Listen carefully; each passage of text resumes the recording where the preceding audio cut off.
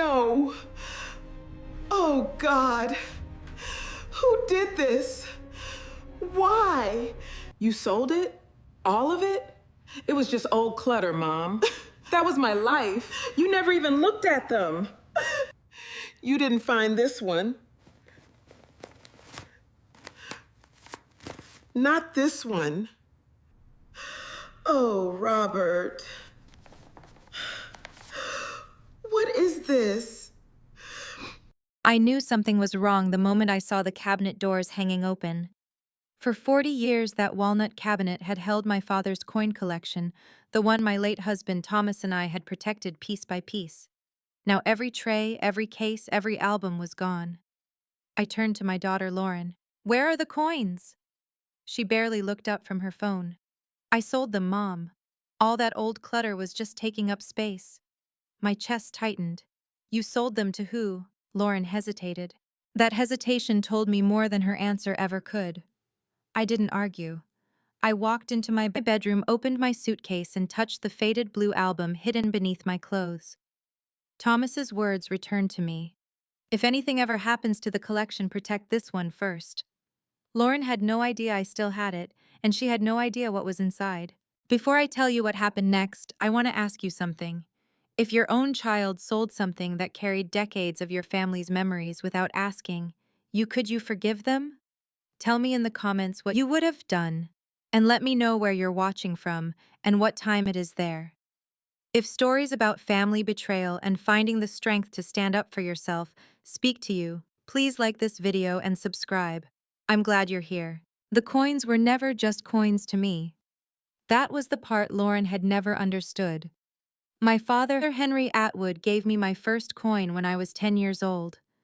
We lived in a modest two-bedroom house outside Columbus, Ohio, where the winters seemed endless, and my father came home every evening smelling faintly of motor oil and metal. Dad was a mechanic. He never made much money, but he had a way of making ordinary things feel important. One Saturday morning, he came home from the garage, washed the grease from his hands, and called me into the kitchen. "Georgie," he said, "come look at this." Only my father called me Georgie.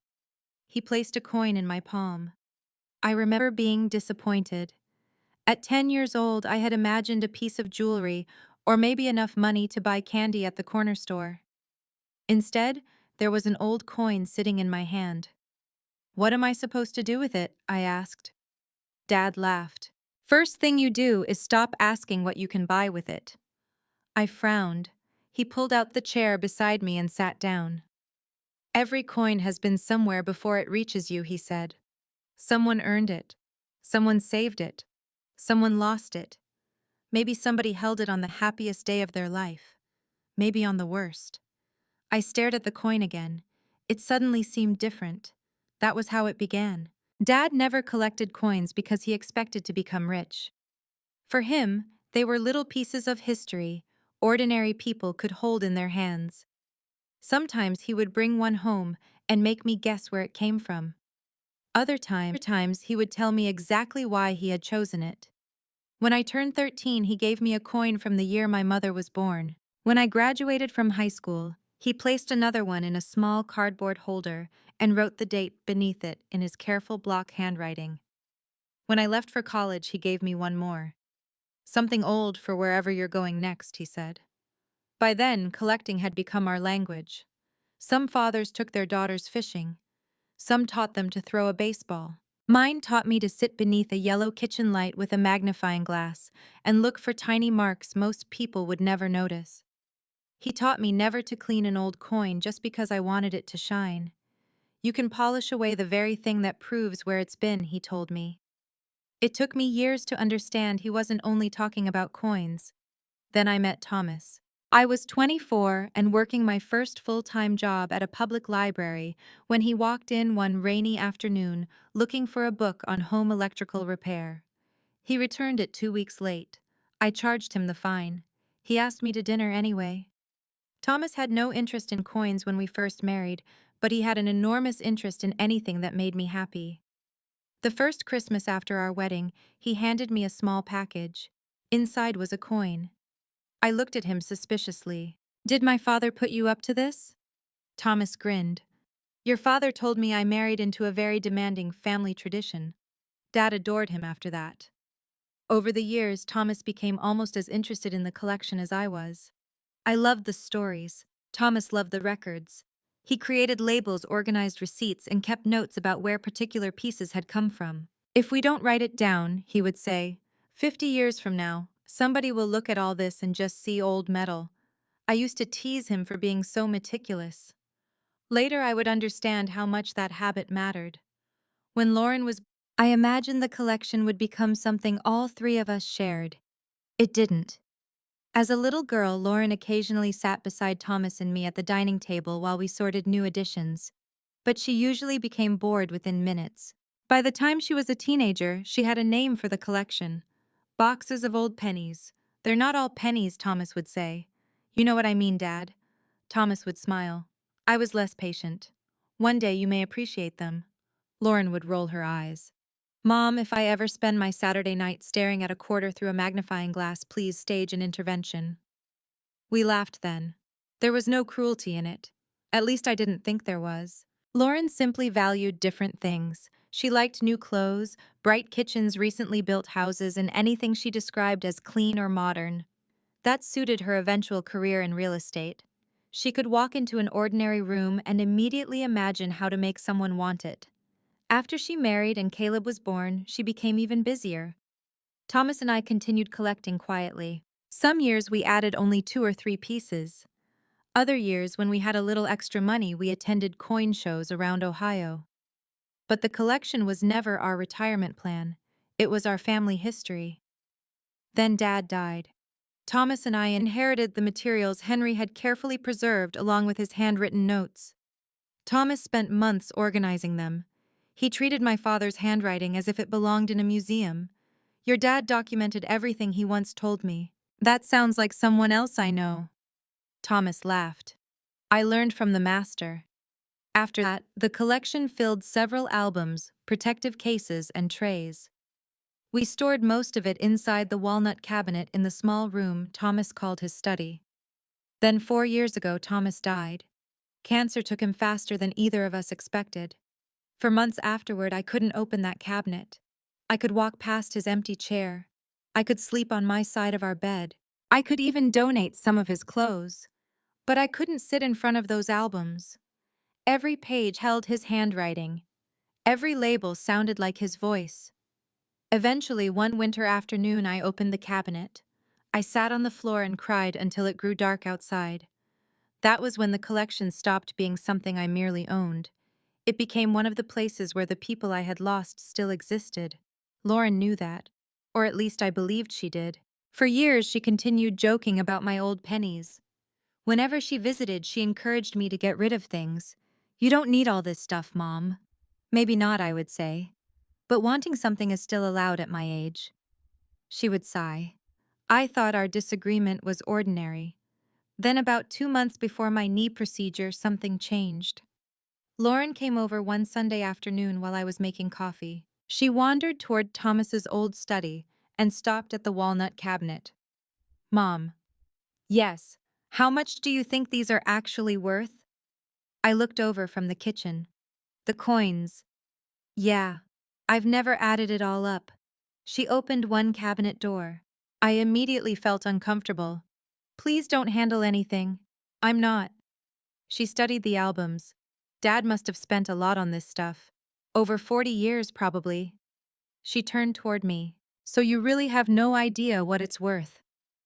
Something in the way she asked made me pause. Not because the question itself was strange. Because Lauren had spent most of her life insisting the collection was worthless. Now she wanted a number. I know some pieces have value, I said. But that isn't why I kept them. She gave a small laugh. Of course not. Then she closed the cabinet. I forgot about the conversation. 2 weeks later, she asked whether Thomas had ever had the collection professionally appraised. Another week passed. She asked if I kept receipts. I remember teasing her. You've suddenly developed quite an interest in those old pennies. Lauren smiled. Maybe I'm finally growing up. I wanted to believe her. Maybe part of me was even pleased. I thought perhaps she was finally becoming curious about the family history she had dismissed when she was younger. I never considered that she might be asking for another reason. Looking back now, the signs seem embarrassingly obvious. But betrayal always looks clearer after it happens. Before it happens, you call it curiosity. You call it coincidence. You call it family. And because you love the person standing in front of you, you rarely ask yourself the question that might have saved you. Why now? I should have asked Lauren that. Because 3 weeks before I came home to an empty cabinet, I caught my daughter standing alone in Thomas's study. The cabinet was open, and she was photographing my coins with her phone. 3 weeks before I came home to that empty cabinet, I was standing in my bedroom trying to decide whether I needed 3 sweaters or 4. Susan had already called me twice that morning. Georgina, you're having a knee procedure, not relocating to Europe. I like to be prepared. You're coming to my house for a few weeks. I own sweaters. That isn't the point. Susan laughed. At 71, my sister had perfected the art of making fun of me without ever making me angry. My procedure wasn't especially dangerous, but my doctor had warned me that the first couple of weeks would be uncomfortable. Susan lived about 40 minutes away and had a downstairs guest room, so she insisted I recover there. Lauren supported the idea immediately. Actually, she seemed relieved. I think Aunt Susan's house is perfect, she said. You won't have stairs and I can keep an eye on your place while you're gone. You don't have to do that. Mom, please, I'm your daughter. There was nothing strange about the offer. Lauren had a key to my house. She had been coming and going for years. She offered to collect my mail water, the plants, check the refrigerator, and make sure nothing happened while I was away. I thanked her. I remember that now, and it hurts. Because betrayal rarely announces itself with a slammed door. Sometimes it kisses you on the cheek and tells you not to worry. The afternoon before my procedure, Lauren came over to help me finish packing. She moved quickly through the house, making lists on her phone. Medications packed, phone charger packed, insurance card in my purse. She smiled. Look at you being responsible. I managed to survive 68 years before you became my supervisor. Barely. For a while, everything felt normal. Then I went down the hall looking for the book I planned to take to Susan's house. As I passed Thomas's old study, I noticed the door was partly open. Lauren was inside. She was standing in front of the walnut cabinet. The doors were open. Her back was toward me. At first I assumed she was looking for something. Then I saw her phone. She held it over one of the coin albums. Click. She turned a page. Click. Then another. Click. Lauren. She jumped. Not dramatically, but enough that I noticed. She turned around and lowered the phone. Mom, you scared me. What are you doing? She glanced at the open album. Nothing. You're taking pictures. Her expression changed immediately. Not guilt, annoyance. The kind of expression a child gives you when you've interrupted something she believes shouldn't require an explanation. I was just documenting some of this stuff. Why? So we know what you have. I know what I have. Lauren sighed. You know what I mean? No, actually, I don't. She set the album down. Mom, you've got decades of things in this house. Eventually, somebody needs to organize it. Eventually. That word bothered me. What does eventually mean? She looked at me as though I were being deliberately difficult. You're having surgery. A minor knee procedure. I know. I'm not saying anything is going to happen to you. Then why are we talking about organizing my belongings? Lauren rubbed her forehead. This is exactly why I don't bring things up with you. I felt guilty almost immediately. That was one of Lauren's gifts. She could make a reasonable question feel like an accusation against her. I'm not trying to argue, I said. Neither am I. She closed the album. I just thought it would be smart to have photographs. Insurance organization, whatever. Insurance. That sounded sensible. And because it sounded sensible, I allowed myself to relax. I suppose photographs aren't a bad idea. Thank you.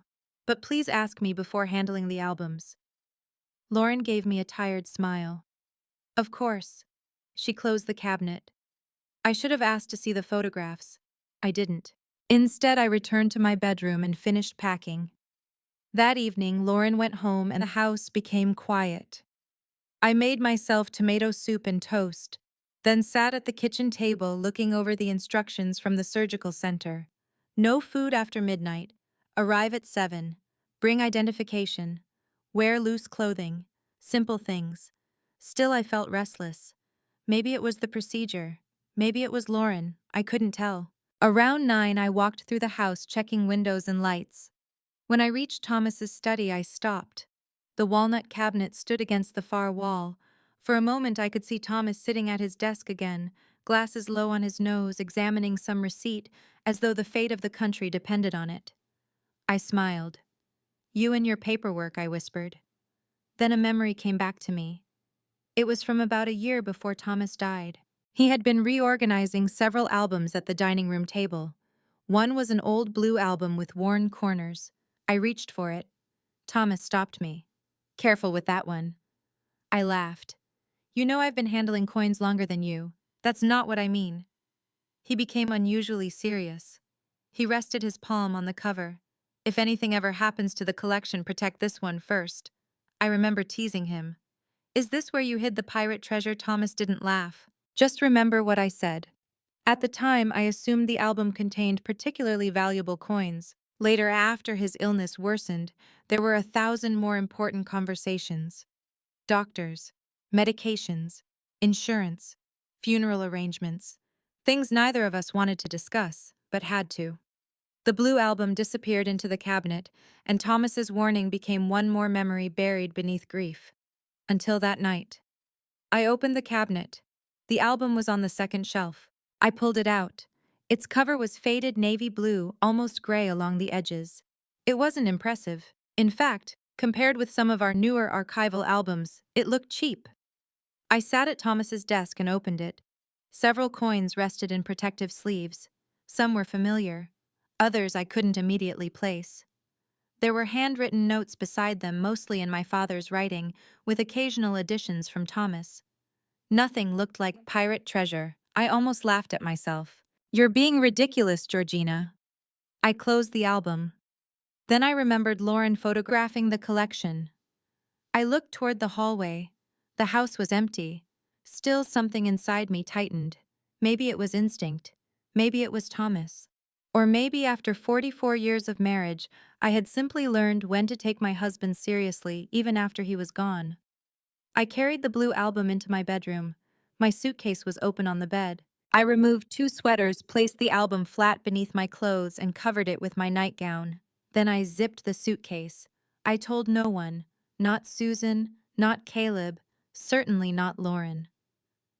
The next morning, Lauren arrived at 6:30 to drive me to the surgical center. She carried my suitcase to the car. "Good grief, Mom. What did you pack in here, Bricks?" I felt a sudden chill. "Books." She laughed. "You know Susan owns books too."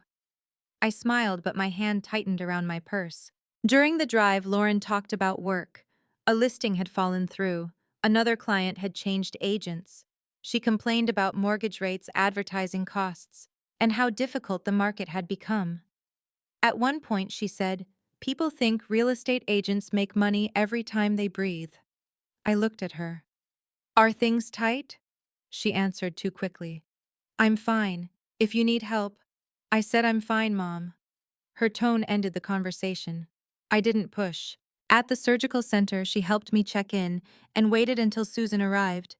Before leaving, Lauren kissed my cheek. "Don't worry about anything at home. I won't. I'll take care of everything." Those were her exact words. I watched my daughter walk toward the elevators, never imagining what everything meant. The procedure went well. I spent the next several days complaining about Susan's pillows, doing my physical therapy exercises, and trying not to think about my house. Lauren called regularly. She told me the plants were alive, the mail was collected, everything was fine. Once, about a week into my recovery, I asked whether she had gone into Thomas's study. There was a brief silence, then she laughed. "Why would I? I was just wondering." Mom focused on getting better. So I did. For nearly 3 weeks, the blue album remained inside my suitcase in Susan's guest room. I never opened it. I never told anyone I had it. And I had no idea that while I was learning to walk comfortably again, Lauren was returning to my house for reasons that had nothing to do with watering plants. Years later, I would still wonder what made me put that album in my suitcase. Instinct, luck, Thomas's warning. I only know that one quiet decision changed everything. Because Lauren had photographed almost every part of my collection. She had access to my house. She had access to the cabinet. And she believed she knew exactly what I owned. But she never saw me remove that faded blue album. For the first time in this story, my daughter was working with incomplete information. And soon that would matter more than either of us could have imagined. For several seconds after Lauren told me she had sold the collection, neither of us spoke. I stood in Thomas's study with one hand resting against the empty walnut cabinet. The shelves looked naked. There were pale rectangles in the dust where albums had sat for years. The bottom shelf where Thomas kept several small storage cases was completely empty. Lauren remained in the doorway. "Mom, please don't make this bigger than it is." I turned slowly. "Bigger than what?" She folded her arms. "I knew you'd be emotional." Emotional. It was such a convenient word. It turned what she had done into a problem with my reaction. "You entered my house while I was recovering from surgery, opened my cabinet, took property that belonged to me, and sold it without permission. I was helping you." "No. Helping me would have required asking me." Lauren exhaled sharply. "You would have said no." "Exactly." She stared at me. For a moment I saw something hard in her face that I didn't recognize. Then it disappeared. "Mom, those things were sitting here collecting dust. Where did you sell them?" "I told you. An estate sale." "Whose estate sale?" She hesitated. "A local one, where I don't remember the address." "You attended an estate sale but don't remember where it was." "I didn't attend it. I gave the items to someone handling it." "Who?" "Why does that matter?" My stomach tightened. Every answer created another question. "How much did you get?" Lauren looked toward the window. "About 1,800. I thought I had misheard her. $1,800. "Yes, for all of it, Mom. Most of those coins weren't worth much." I almost laughed, but nothing about that moment was funny. "You don't know that. I did some research." There it was.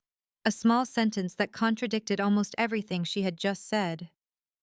What research? Lauren immediately changed direction. "Nothing extensive. I looked online." I stared at her. Years earlier, Thomas and I had taken several pieces to a dealer for insurance purposes. I couldn't remember every figure, but I remembered enough to know $1,800 for the entire cabinet made no sense. Some individual pieces had been worth hundreds, perhaps more now. And that didn't include the coins my father had collected decades before I was born. "Where is the $1,800? I have it. Give it to me." Lauren blinked. "Right now, yes. I don't carry $1,800 in my purse." "I didn't ask whether it was in your purse." Her cheeks flushed. "I can transfer it." "Then transfer it." "Mom, can we please stop?" "No." My voice surprised even me. I had spent most of my life avoiding unnecessary confrontation. That day something had shifted. Maybe it was the sight of those empty shelves. Maybe it was the realization that Lauren expected me to accept whatever explanation she offered, simply because she was my daughter. She shook her head. "This is exactly what I was worried about." "What were you worried about?" "You're too attached to things." I stared at her. She continued. "You've lived in this house for almost 30 years. Dad's gone. Grandpa's gone. Half the stuff in here hasn't been touched in years. Thomas has been gone 4 years, Lauren. Not 40. "I know that. Then don't speak about his things like they're garbage." "I didn't say they were garbage. You called my father's collection old clutter." Lauren pressed her lips together. "I'm trying to help you simplify your life." There was that word again. Simplify. I looked around the room. Thomas's desk, his reading lamp, the chair where my father once sat drinking coffee, while the three of us argued about whether a particular coin belonged in one album or another. To Lauren, perhaps they were objects occupying square footage. To me, they were evidence that my life had happened. "I will decide what needs simplifying," I said. "You're 68, Mom." The words landed harder than she intended, or perhaps exactly as hard as she intended. "What does my age have to do with it?" Lauren looked away. "You had surgery. On my knee." "I know. My mind was not operated on." "I didn't say it was. You didn't have to." Silence filled the room. Then I noticed something else. The top drawer of Thomas's desk was slightly open. I crossed the room. Lauren watched me. What are you doing? I pulled the drawer open. Inside were folders containing insurance papers, receipts, and old correspondence. At least that was what should have been there. I began going through them. One folder was missing. It had contained copies of older appraisals and several receipts from coin shows Thomas and I had attended. I checked again. Nothing. Where are the appraisal papers? Lauren's face changed. Only slightly. But I saw it. I don't know. They were here.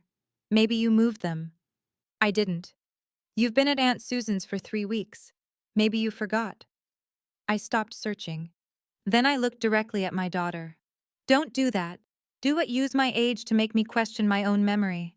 Her face hardened. I'm not. Yes, you are. She picked up her purse. I'm not going to stand here and be accused of manipulating you. Then tell me where the papers are. I don't know. Tell me who bought the coins. I already told you. No. You gave me a story with no name, no address, and no receipt. Lauren walked toward the hallway. I have to go. We're not finished. I am. That hurt more than I expected. Not because she was leaving, because of how easily she dismissed me. As though my anger had an expiration time she could choose. She stopped near the front door. I did what I thought was best. For whom Lauren looked at me but didn't answer. Then the door closed behind her. I stood alone in my living room. At least I thought I was alone. Grandma, I turned. Caleb was standing near the kitchen. I had completely forgotten he was there. Lauren had brought him earlier because his car was being serviced, and he had spent most of the afternoon at my kitchen table with his laptop and headphones. I was 17, tall and thin, with Thomas's thoughtful eyes.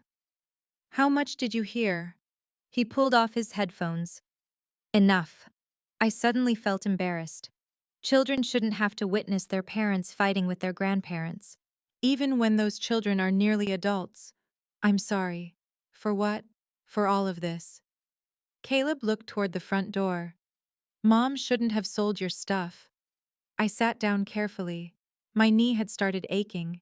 She thought she was helping, even after everything I heard myself defending Lauren. Caleb didn't respond. That silence made me look at him. He was staring at the floor. Caleb, Grandma, can I ask you something? Of course. Did you really tell Mom she could sell those coins? No. His jaw tightened. Not even before your surgery. Absolutely not. He sat across from me. Something was bothering him. I could see it in the way he kept rubbing his thumb against the edge of his phone. What is it? He shook his head. Nothing. Caleb. He looked toward the front window as if worried Lauren might return. Then he lowered his voice. Mom told me you knew. Knew what that she was selling them. A cold feeling moved through me. When did she tell you that? A couple weeks ago. I leaned forward. Why? Caleb hesitated. I saw something. My heart began beating faster. What did you see? He didn't answer immediately. I reached across the table and placed my hand over his. You're not betraying your mother by telling me the truth. His eyes lifted to mine. I don't want to get her in trouble. If Lauren made a mistake, Lauren is responsible for that mistake, not you. He swallowed. Grandma, there wasn't an estate sale. The room seemed to become very still. What, there wasn't one? Are you sure? He nodded. How can you be sure? Caleb glanced toward the hallway. Because I was here. I felt the blood drain from my face when about 2 weeks ago, Mom told me to come with her because she had to check your mail. And he took a breath. A man came to the house. What man? I don't know his name. What did he want? Caleb looked at me. The coins. I couldn't speak. He didn't look around the house, Caleb continued. There were no tables outside, no signs, no other buyers, nothing like an estate sale. My fingers tightened around his hand. What happened? Mom already had boxes ready. Boxes, plural. She carried them out. The man helped. Did you see where they went into his car? What kind of car? Dark SUV, maybe black. I tried to process what he was telling me. This wasn't Lauren impulsively adding unwanted belongings to somebody else's sale. She had packed my collection. She had arranged for someone to come directly to my home, And then she had lied about it. Caleb looked miserable. There's something else. My stomach dropped. What the guy had this bag with him, like a messenger bag. I waited. There was a logo on it. What kind of logo I remember because it had a coin in the middle. And words around it. Something about a numismatic association or coin dealers. I didn't know what numismatic meant, so I looked it up later. For several seconds, I could hear nothing but the ticking clock in my kitchen. A professional. Or someone connected to professionals. Lauren hadn't handed my father's collection to a stranger at an estate sale. She had brought someone to my house who knew coins. Suddenly I remembered finding her in Thomas's study, her phone held above the open album. Click. Turn the page. Click. Another page. Click. Those photographs hadn't been for organization. At least I no longer believed they were. I looked down at Caleb. Did your mother talk to this man before he came? I think so. Why? Because when he arrived, he said, "These are the ones from the pictures, right?" A chill ran through me. The pictures. Lauren had sent someone photographs of my collection. The photographs she took before my surgery, before I left the house, before she claimed she was merely trying to help me organize. I looked toward Thomas's study and its empty cabinet. For the first time, my anger gave way to something colder. This hadn't begun while I was recovering at Susan's house. It had begun before I ever left. And whatever Lauren had done, she had planned enough of it to make sure the right kind of buyer came directly to my door. I didn't sleep much that night. Every time I closed my eyes, I saw Lauren standing in Thomas's study with her phone held over the open albums. Click. Turn the page. Click. At the time, I had accepted her explanation because she was my daughter. Now I understood those photographs differently. By 7, the next morning, I was sitting at my kitchen table with a yellow legal pad, writing down everything Caleb had told me. The date Lauren came to photograph the collection. The approximate date the man arrived. The dark SUV, the boxes, the logo on his bag, and the sentence Caleb remembered hearing. "These are the ones from the pictures, right?" I underlined that sentence twice. My first instinct had been to call Lauren. I even picked up my phone. Then I put it back down. If she had lied about the estate sale, lied about having my permission, and possibly lied about the amount she received calling her before I understood what happened, would accomplish nothing. She would explain. I would want to believe her.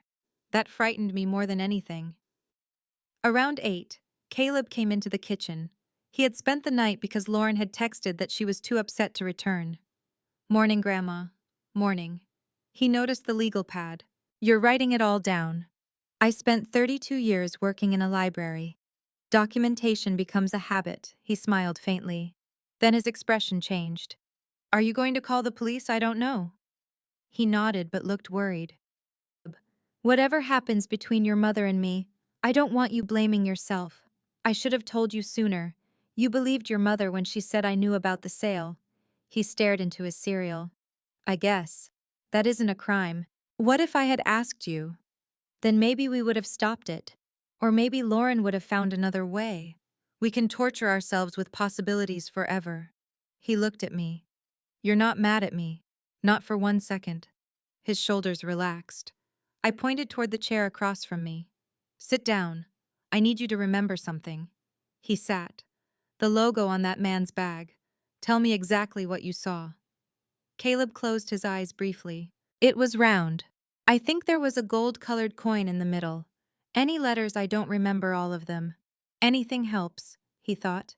"There was definitely the word coin, maybe association. Was it a store logo? I don't think so. Did the man give your mother a card? I didn't see one. What did he look like? Older than Mom? Maybe 50-something. Gray hair around the sides. Glasses. Did he examine the coins here?" "Some." My heart skipped. "Tell me." Caleb leaned back. Mom had the boxes on the dining table. He opened one and took out a few of those plastic holders. He had this little magnifying thing. A loop. Yeah, probably. This was becoming clearer. The man hadn't arrived expecting random household clutter. He had arrived prepared to inspect coins. Did he pay Lauren here? I didn't see money. Did you hear them discuss a price? Not really.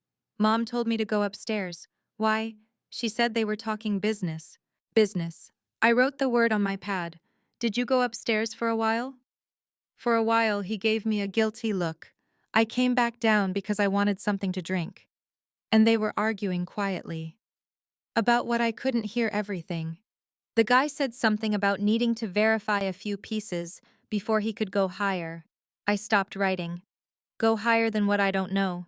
Did you hear a number? Caleb frowned, concentrating. No. Sorry. It's okay. Then he sat forward suddenly. Wait. What he said something about provenance. I stared at him. You're certain I remember because I didn't know what that meant either.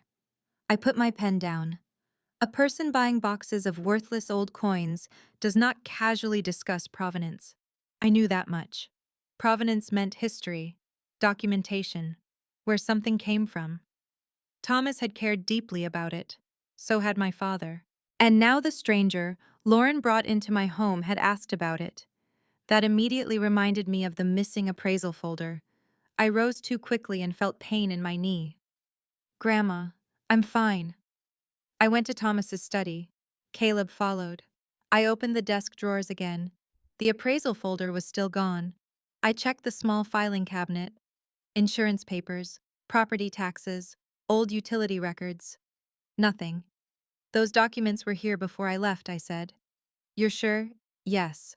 This time the question didn't offend me. Caleb was trying to establish facts. That was different from Lauren trying to make me doubt myself. Thomas had kept important coin documents in two places, older records in his desk, and more detailed notes with the collection itself. Or so I had always believed. Then I remembered the blue album. It was still hidden in my suitcase. For a moment I considered showing Caleb, but Thomas's warning stopped me. Protect this one first. Until I understood why I decided the fewer people who knew about it, the better. Not because I distrusted Caleb, because I finally understood that information itself might matter. Grandma, I realized he was watching me. Sorry, I was thinking. About what your grandfather. That answer satisfied him. After Caleb left later that morning, I searched through old photographs on my computer. Thomas had taken hundreds over the years. Birthdays, Christmas dinners, coin shows, trips. I found one from a regional collectors event we had attended years earlier. Thomas was standing beside me, grinning, holding a paper cup of terrible convention center coffee. Behind us was a banner. The logo caught my attention. A circular emblem, a coin in the center, lettering around the outside. My pulse quickened. I sent the photograph to Caleb. Is this similar? His answer came less than a minute later. Yes. Not exactly, but really close. I enlarged the photograph. The banner belonged to a regional numismatic organization that connected collectors, dealers, and appraisers throughout central Ohio. That didn't identify Lauren's buyer. But it told me something more important. She had gone looking in the right place. I sat back. My daughter, who supposedly believed my collection was nothing but old clutter, had somehow connected with someone in the professional coin community. That required effort, searches, phone calls, emails, photographs. It required planning. My phone rang. Lauren. I watched her name on the screen before answering. Hello, her voice sounded softer than the day before. Mom. I don't like how we left things. Neither do I. I barely slept. Neither did I. She paused. I think we both said things we didn't mean. I meant everything I said. Silence. Then Lauren sighed. Can we not do this? Tell me the name of the man who bought my coins. Her tone changed immediately. Why? Because they belonged to me. I told you I went through someone handling an estate sale. No, Lauren. Another silence. What? There was no estate sale. I heard her inhale. Who told you that? The question itself was an answer. Not, what are you talking about? Not, of course there was. Who told you? You told Caleb I gave you permission. Lauren said nothing. He was here when the man came. Mom, leave Caleb out of this. I didn't bring him into it. You did when you lied to him. I did not lie. Then give me the buyer's name. I don't have it in front of me. You invited a man into my house and handed him my collection, but you don't know his name. I said I don't have it in front of me. Then find it. Why are you acting like I stole from you? My grip tightened around the phone. Because you took something without permission, sold it, and lied about how you did it. What would you call that? Lauren's voice dropped. You need to be careful with accusations like that. No. You need to be careful with the truth. She hung up. I sat there for a long time. My hands were shaking. But underneath the hurt, something else had begun to form. Resolve. I opened the photograph from the old coin show again.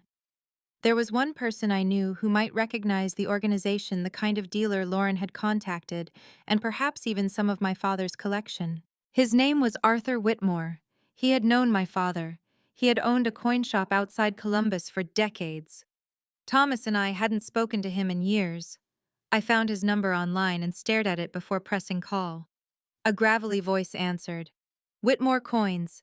Arthur, yes. This is Georgina Atwood, Henry Atwood's daughter. There was a pause. Then his voice warmed. Georgie Atwood. Well, I'll be damned. It's been a long time. It has. How are you? I looked toward Thomas's empty study. I'm not sure. His tone immediately became serious. What happened?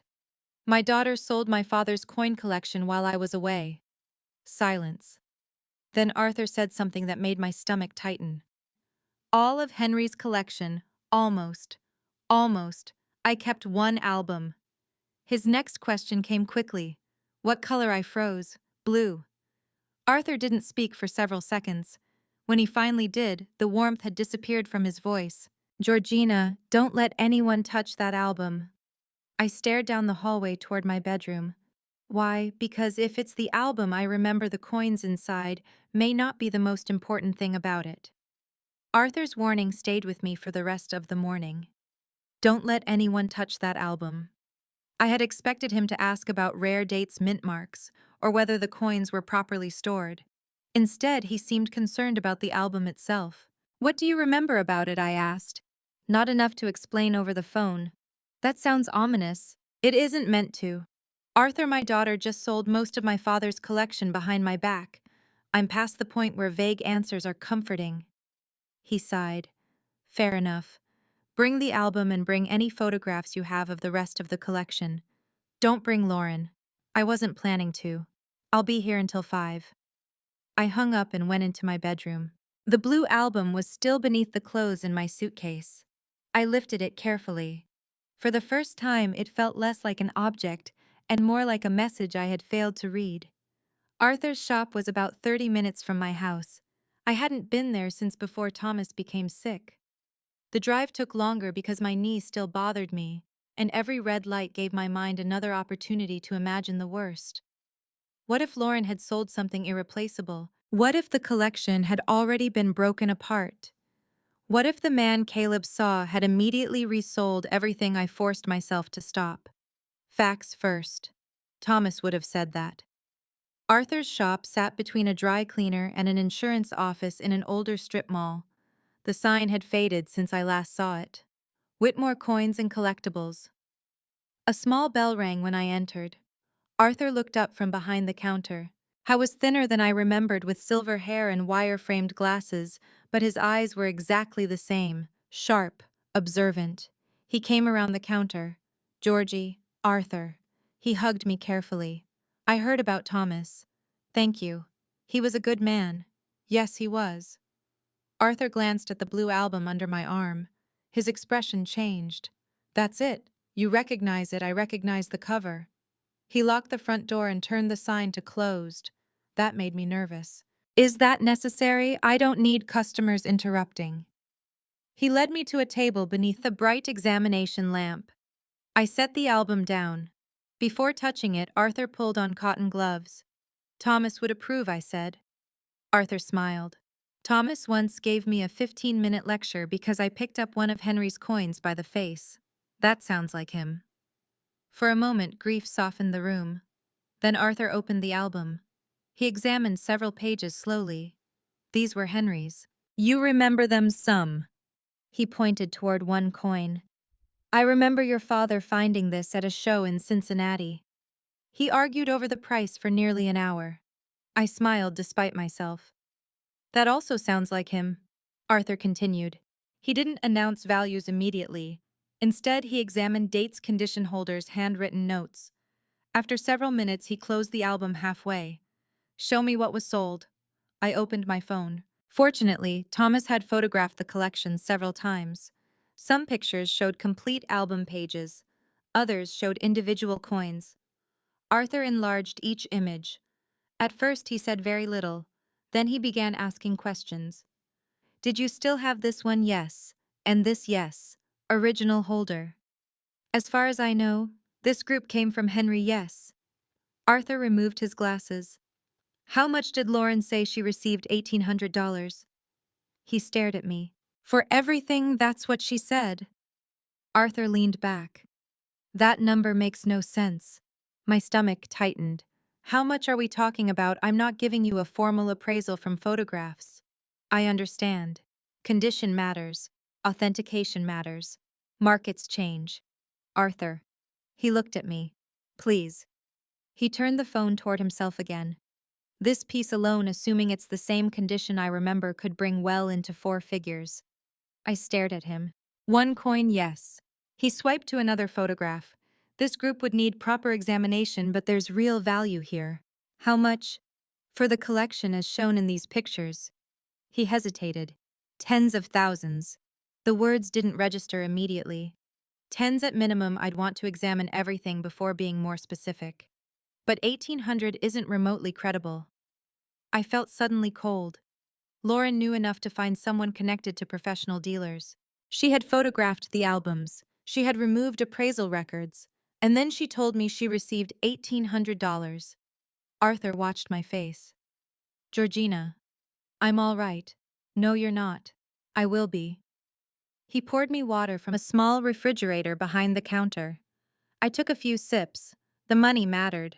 Of course it did. I wasn't wealthy. Thomas and I had lived carefully. My pension covered my needs and I had savings, but tens of thousands of dollars was not insignificant. Yet what hurt most was imagining Lauren researching my collection while I trusted her with my house. What would someone need to know before buying these? I asked. Depends on the buyer. Caleb heard the man mention provenance. Arthur's eyebrows rose. He did, yes. That's important. Why? Because provenance becomes relevant when you're dealing with certain collectible pieces, especially when there's documentation attached to them. A casual buyer usually isn't asking that question, so he knew what he was looking at. Probably. Arthur returned to the photographs. Then he stopped on one showing several coins from my father's portion of the collection. He enlarged it. Where are the records for these missing? Arthur looked at me. What do you mean? Thomas kept an appraisal folder in his desk. It disappeared with the coins. He was silent. Lauren may have taken it. Then you need to document that. I already have. Arthur gave me a small approving nod. Good. Then he pointed toward the blue album. Henry kept better records than most collectors I knew. Thomas said the same thing. Your father believed the story of an object mattered almost as much as the object. Arthur turned several pages. I used to carry notes in this album. There are still notes, not those. I frowned. What do you mean? Arthur ran one gloved finger along the inside back cover. Then he pressed gently near the spine. The cover shifted slightly. I leaned closer. What did you do? Nothing. He pressed again. The back cover was thicker than the front. I had owned that album for decades and never noticed. Arthur looked at me. Did Thomas ever modify this? Not that I know of. Henry, I don't know. Arthur held the album toward the light. There's something inside the backing. My pulse quickened. A coin? I doubt it. Can you open it? Probably, then stopped. No. Why? Because it's yours. He pushed the album toward me. If Thomas or Henry sealed something inside here, you should be the one who opens it. I touched the worn blue cover. Thomas's words returned. If anything ever happens to the collection, protect this one first. Maybe he hadn't been talking about the coins at all. I looked at Arthur. Did my father ever tell you why this album was important? Arthur took off his gloves. Not directly, but he hesitated. Years ago, Henry brought part of his collection here. He asked me to help identify several pieces and create an inventory. When long before Thomas died, probably 25 years ago. Why? He said he was putting his affairs in order. My father had always been organized, so that didn't surprise me. But Arthur wasn't finished. There was one group he was unusually protective of. What group? The coins in those photographs. He pointed to the image on my phone. My throat tightened. The ones Lauren sold. Yes. Why were they different? Arthur shook his head. I don't know all the details. Henry wasn't the kind of man who discussed private family arrangements. Then what do you know? He wanted documentation. Dates, purchase history, photographs, everything. Because they were valuable, partly. The word hung between us. Partly Arthur looked at the blue album. He told me once that someday the paperwork might matter more than the metal. I stared at him. That sounded almost exactly like something Thomas would say. Perhaps Thomas hadn't invented his obsession with records. Perhaps he had inherited it from my father. I looked again at the photographs. Arthur, if we ignore the album for a moment, what do you think the collection was worth? He studied the images one final time. I would be uncomfortable putting a precise number on it without seeing the coins. But based on what I remember of Henry's pieces, and what Thomas added later, I would be shocked if the total value wasn't well above 30,000. 30,000. Lauren had told me 1,800. The difference wasn't a misunderstanding. It was a canyon. I closed my eyes. For the first time, I allowed myself to consider a possibility I had been resisting. My daughter might not have been fooled. She might have known. Arthur touched my shoulder. Take the album home. I opened my eyes. What about the back cover? Open it somewhere private. Why not here? Because whatever Henry and Thomas put there wasn't meant for me. I gathered my things. Before I left, Arthur stopped me. One more thing. Yes. If you find original provenance records, don't write on them, alter them, or separate them. Photograph everything exactly as you find it. I nodded. And Georgina. Yes. If those records are what I think they might be, call your attorney before you call your daughter. The drive home felt longer than the drive there. When I arrived, I locked the front door, closed the curtains in Thomas's study, and placed the blue album on his desk. The room was silent. I ran my fingers along the back cover until I found the slight separation Arthur had shown me. There was definitely something inside. For years, I had believed I knew every page of our collection. I had been wrong. I slipped my tip beneath the edge. The backing lifted. Inside was the corner of a yellowed envelope. And across the front in handwriting I would have recognized anywhere Thomas had written my name. I stared at the envelope for several seconds before touching it. My name was written across the front in Thomas's familiar handwriting. Georgina. Just one word. But after 4 years without him seeing it, felt almost like hearing my husband call me from another room. My fingers trembled as I eased the envelope from the hidden compartment. Behind it were several folded sheets, old photographs, and what appeared to be photocopies of receipts. I remembered Arthur's warning. Photograph everything exactly as you find it. So I took out my phone. I photographed the album, the open compartment, the envelope, every document before moving anything. Thomas would have been proud. When I finally turned the envelope over, I saw another line written near the seal. For Georgina, if the collection is ever broken apart. I stopped breathing for a moment. Not sold.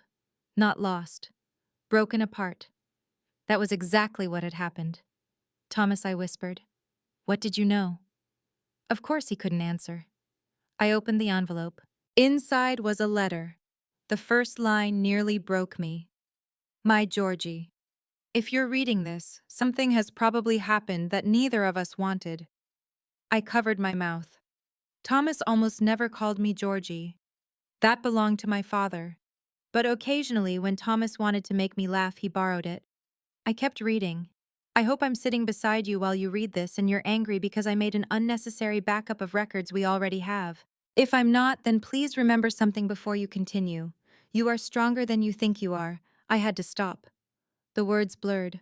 For 4 years I had wished for one more conversation with him, one more ordinary morning, one more argument about whether the thermostat needed adjusting. Now suddenly he was speaking to me through paper. I wiped my eyes and continued. Thomas explained that several years before his illness, he had begun creating a second inventory of the collection. My father had asked him to. Dad worried that after his death people would remember the coins but forget the records connected to them. Thomas understood. So the two men had quietly organized photographs, receipts, acquisition dates, handwritten notes, and copies of older documents.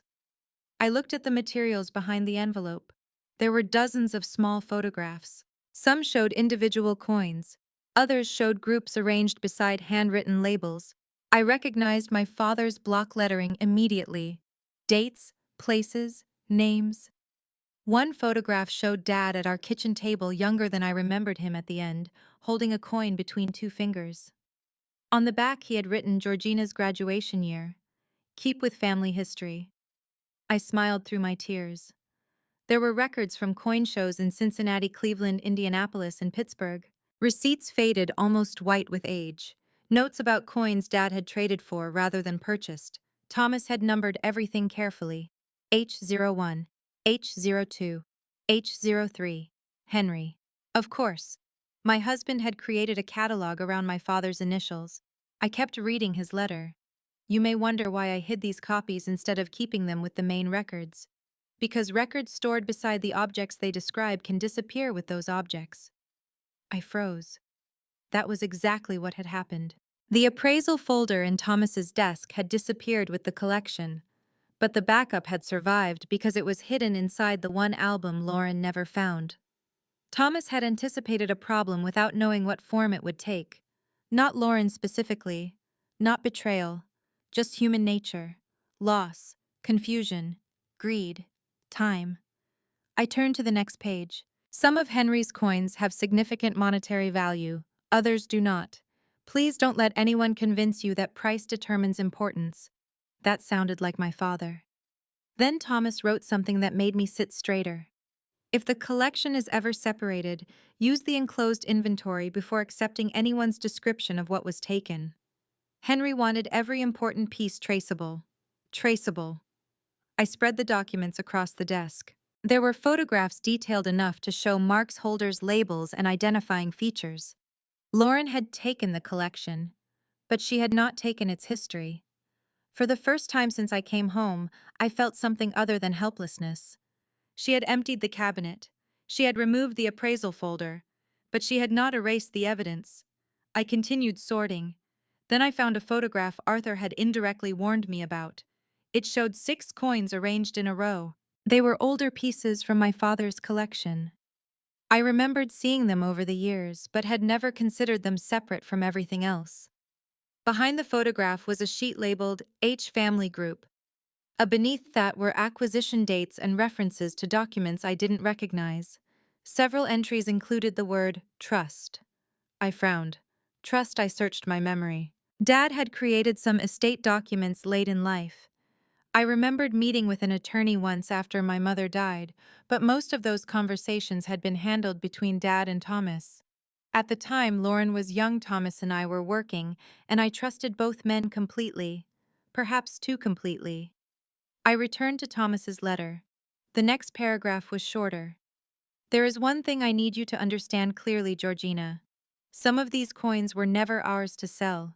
I read the sentence twice, then a third time. Never ours to sell. What does that mean? My voice sounded too loud in the empty room. I searched the remaining pages. There were references to legal documents, but no complete explanation. One sheet listed my name beside the word trustee. Another contained my father's signature. A third referenced a family trust created years before his death. My heart began pounding. I had always thought of the collection as mine, because Dad had left it in my care. Thomas and I had stored it, protected it, added to it. But perhaps ownership was not as simple as I had believed. I picked up the photograph of the 6 coins. If these were among the items Lauren sold, then she might have disposed of property that wasn't simply mine, property governed by something else, something legal. I wanted to call Arthur immediately. Then I remembered his other advice. Call your attorney before you call your daughter. I returned to Thomas's letter. Near the end, his handwriting became slightly less steady. That told me when he had finished it. After the diagnosis. Maybe after the treatments had begun. My chest tightened. If you are reading this because someone in the family made a mistake, don't let anger make every decision for you. Protect what needs protecting first. Understand what happened second. Decide what forgiveness means only after you know the truth. I closed my eyes. Even from beyond the grave, Thomas knew me well enough to understand that my first instinct would be emotional. Not revenge, the opposite. I would want to forgive too quickly. I would want to protect Lauren from consequences before understanding what she had done. Thomas was telling me not to. At the bottom of the final page he had written, "The collection carries Henry's history, but history survives only when someone is willing to protect the truth. Love, Thomas." I pressed the letter against my chest. For several minutes I simply cried. Not because of the money, not even because of Lauren. I cried because Thomas had known there might come a day when I would have to stand alone, and he had tried to leave me something stronger than comfort. He had left me preparation. Eventually, I placed the letter carefully on the desk. Then I photographed every page. I made digital copies. I placed the originals back into the album exactly as I had found them. But I kept one photograph beside me. The 6 coins. H Family Group A. I enlarged the image on my phone. One of those coins was distinctive enough that I remembered seeing it in the cabinet shortly before my surgery. Lauren had taken it. I was almost certain. My phone buzzed. A text from Lauren. Mom, I think we should stop escalating this. I'm willing to give you the $800 tomorrow, and then I want us to move on. I stared at the message. Move on. Yesterday I might have answered emotionally. Instead, I looked at Thomas's letter. Protect what needs protecting first. Understand what happened second. I did not reply to Lauren. I searched through my contacts until I found the number of the attorney who had handled some of Dad's estate matters years earlier. The firm still existed, although the original attorney had retired. I left a message asking for an urgent appointment regarding the Henry Atwood Family Trust. Then I returned to the hidden documents. For the first time, I noticed something at the bottom of the inventory. A line naming the person who would eventually benefit from the protected portion of the collection. I leaned closer. The wording was old and formal, but the meaning was unmistakable. The coins in that group had never been intended to become Lauren's personal property. They had been preserved for the next generation under specific conditions. And if Thomas's records were accurate, my daughter hadn't merely sold something that belonged to her mother. She had interfered with a family trust. I looked again at Lauren's text. Give you the $800. Move on. But I couldn't move on. Not anymore, because Thomas had left me enough information to prove that the real question was no longer how much Lauren had sold my collection for. The real question was whether she had any legal right to sell part of it at all. And according to the papers hidden inside that blue album, the answer appeared to be no. The attorney called me back at 8:30 the next morning. Her name was Rebecca Lawson, and although I had never met her, she knew my father's name immediately. Henry Atwood, she repeated. Yes, Mrs. Atwood. Our firm still has archived records connected to his estate planning. Relief washed through me. I found documents mentioning something called the Henry Atwood Family Trust. There was a brief pause. Do you have the documents with you? Yes.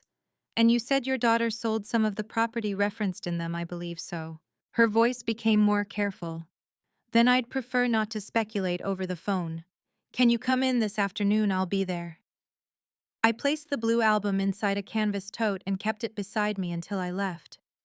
For the first time since Thomas died, I understood why he had been so obsessive about paperwork. Memory can be challenged. Paper is harder to argue with.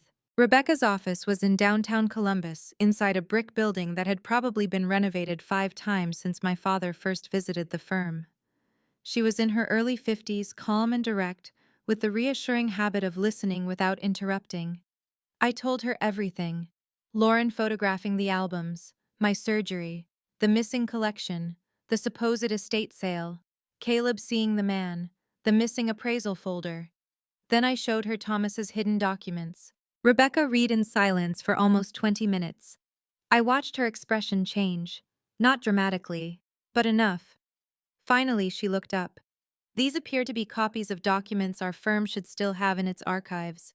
What exactly was my father doing? Rebecca turned one sheet toward me. Your father created a family trust years before his death. Most of his personal property passed normally through his estate. But a specific group of collectible coins was transferred into this trust. Why the documents indicate preservation and eventual transfer to a succeeding generation. I looked at the page. My name is here. You were named trustee after your father. I thought that meant they were mine. It meant you were responsible for them. The distinction landed heavily. So I couldn't sell them. Rebecca considered her answer. A trustee may have certain powers depending on the trust terms, but not simply for personal use or outside the purpose of the trust. From what I'm seeing here, this particular group was meant to remain protected unless specific conditions were met. And Lauren had no authority to sell trust property. I sat very still. Even after Thomas's letter hearing, an attorney say, it made everything more real. What happens now? First, we verify these copies against the originals. Second, we identify exactly which trust assets were removed. Third, we attempt to trace them. Would Lauren be in legal trouble? Rebecca folded her hands. That depends on facts we don't yet have. My stomach tightened. She's my daughter. I understand. I don't want to destroy her life. Rebecca's expression softened. Protecting the trust and destroying your daughter are not the same thing. Thomas might have said exactly that. I looked down at my hands. I keep thinking maybe I should have seen this coming. Don't make decisions based on guilt. She tapped the documents. Make them based on facts. Again, Thomas. Facts first. Rebecca asked permission to scan the documents. I agreed. Before I left, she promised to retrieve the archived originals and call me. I drove home feeling strangely exhausted. The situation had moved beyond a family argument. That frightened me. But it also gave me clarity. Lauren could no longer reduce this to me being sentimental about old things. Some of those things had been legally entrusted to me. I had failed to protect them once. I wasn't going to fail again. When I arrived home, Caleb's car was in my driveway. He was sitting on the front steps. What are you doing here? He stood. Mom and I had a fight. My heart sank. About me, sort of. Caleb. I don't want you caught between us. I know. We went inside. I made tea while he sat at the kitchen table. He looked tired. What happened? Mom asked if I told you about the man. What did you say? The truth. And she got mad. At you. She said I didn't understand what was going on. I set a mug in front of him. Do you? No. He gave a humorless laugh. But I understand she lied. There wasn't much I could say to that. Caleb pulled his phone from his pocket. Actually, there's something else. My stomach tightened. What I found something in Mom's car. Caleb. I wasn't snooping. I raised an eyebrow. Okay, maybe a little. Despite everything, I almost smiled. He reached into his backpack and pulled out a folded sheet of paper. I left my headphones in her car yesterday. They were under the passenger seat. When I reached down, this was beside them. He handed it to me. It was a printed email. At first, I didn't understand what I was seeing. Then I saw the date. 5 days before my knee procedure, before I left my house, before Lauren supposedly decided to simplify my life. The email was addressed to Lauren. The sender appeared to be a coin dealer. The first line made my heart pound. Thank you for sending the additional photographs. Additional photographs. Not one casual inquiry. Multiple sets. I kept reading. The dealer explained that several pieces appeared worthy of closer examination and that accurate valuation would require seeing them in person. Farther down, he referenced 3 coins by year and denomination. I recognized 2. They had belonged to my father. One was among the 6 coins photographed in Thomas's hidden records. The trust group. My fingers went cold. Grandma, I'm all right. You don't look all right. I continued reading. The dealer wrote that certain pieces could have substantial collector interest, particularly if documentation and provenance were available. There was that word again, provenance. Then I reached the final paragraph. Based on the images provided, I would not recommend disposing of the collection through a general estate sale pawn shop or bulk household auction. Several pieces warrant individual evaluation. I stopped. For several seconds, I couldn't move. Lauren had told me she sold my collection through an estate sale because she thought it was clutter. But before I ever left home, a professional had specifically told her not to treat it like ordinary estate sale property. She knew. Maybe she didn't know the exact value, but she knew enough. Grandma Caleb's voice brought me back. Where did you say you found this under the passenger seat? Did your mother know you took it? No. I photographed every page. Then I put the original back into the same fold. Give this back exactly where you found it. Caleb looked confused. Why? Because I have a copy now. You're not going to show Mom, not yet. He studied me. You're acting different. How usually you call her immediately, whenever something happens. He was right. For most of Lauren's life, I had believed problems should be solved quickly. Talk, apologize, move forward. But Thomas's letter had changed something. Or perhaps Lauren's lies had. I'm learning that sometimes you need to understand the truth before you confront the person hiding it. Caleb nodded slowly. My phone rang. Rebecca. I answered immediately. Mrs. Atwood, I found the archived trust file. My pulse quickened. And the copies your husband preserved are consistent with the originals. I sat down. So the trust is real? Yes. And those 6 coins, they are listed as trust assets.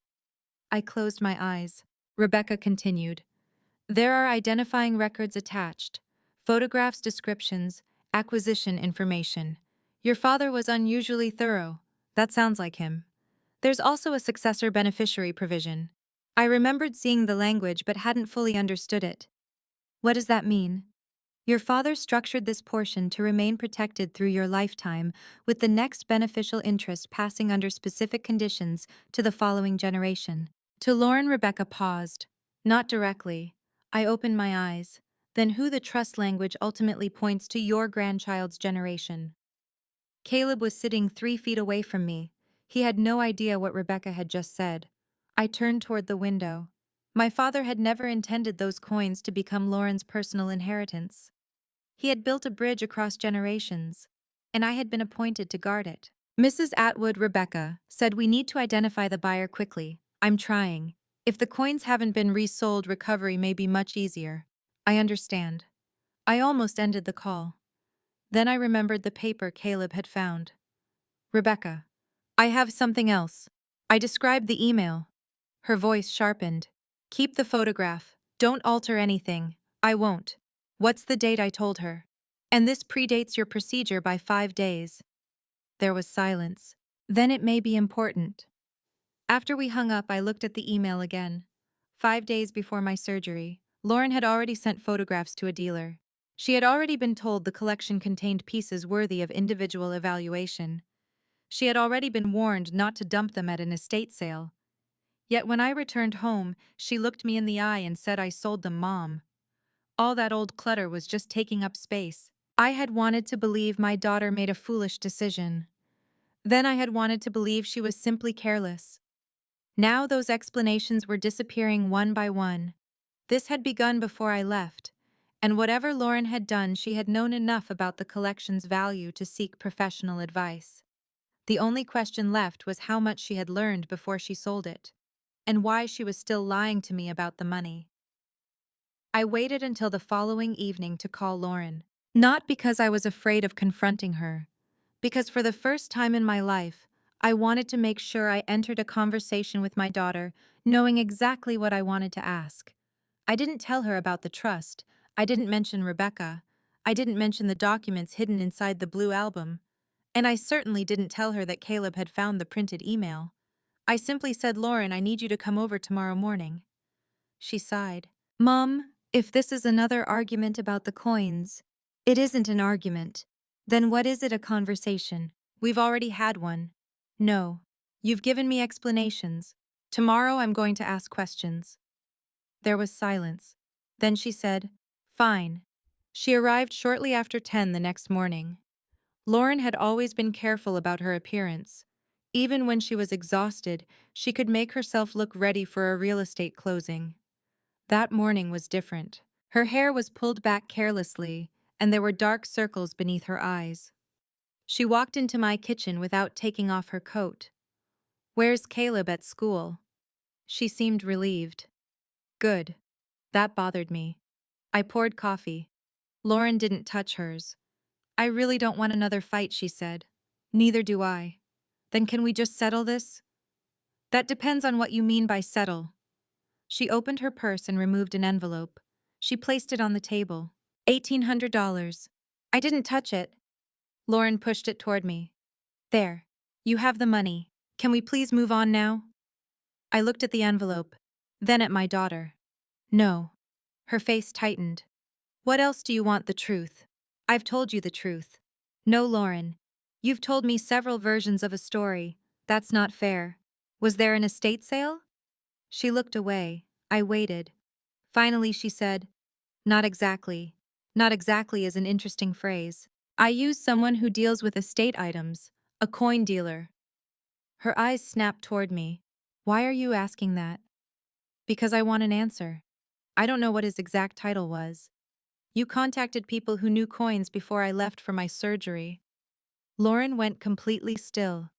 That was the moment I knew. Not suspected. Knew. I took out my phone and placed it on the table. On the screen was the photograph of the email Caleb had found. Lauren stared at it. Her face drained of color. Where did you get that? Does it matter? Yes, it matters. More than what it says. She reached for my phone. I picked it up first. Don't. Her voice sharpened. Did Caleb give you that? This conversation is between you and me. You're involving my son. No, Lauren. You involved him when you brought him into my house while you sold property. You told him I had given you permission to sell. She stood. I'm leaving. If you leave, I'll still have the email. She stopped. I hated how calm I sounded.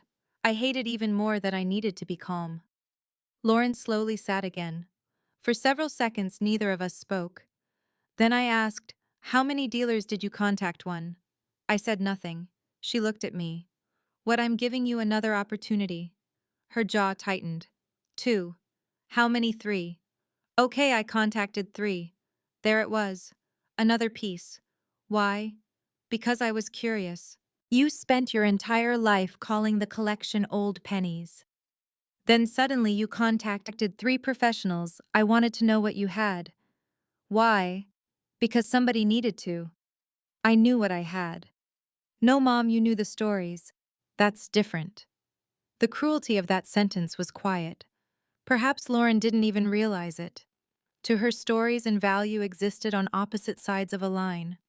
To my father, they had always been connected. I leaned back. What did the dealers tell you? That some coins might have value? How much? They wouldn't give exact numbers from photographs. Did any of them say the collection was worth $1,800? She didn't answer. Lauren.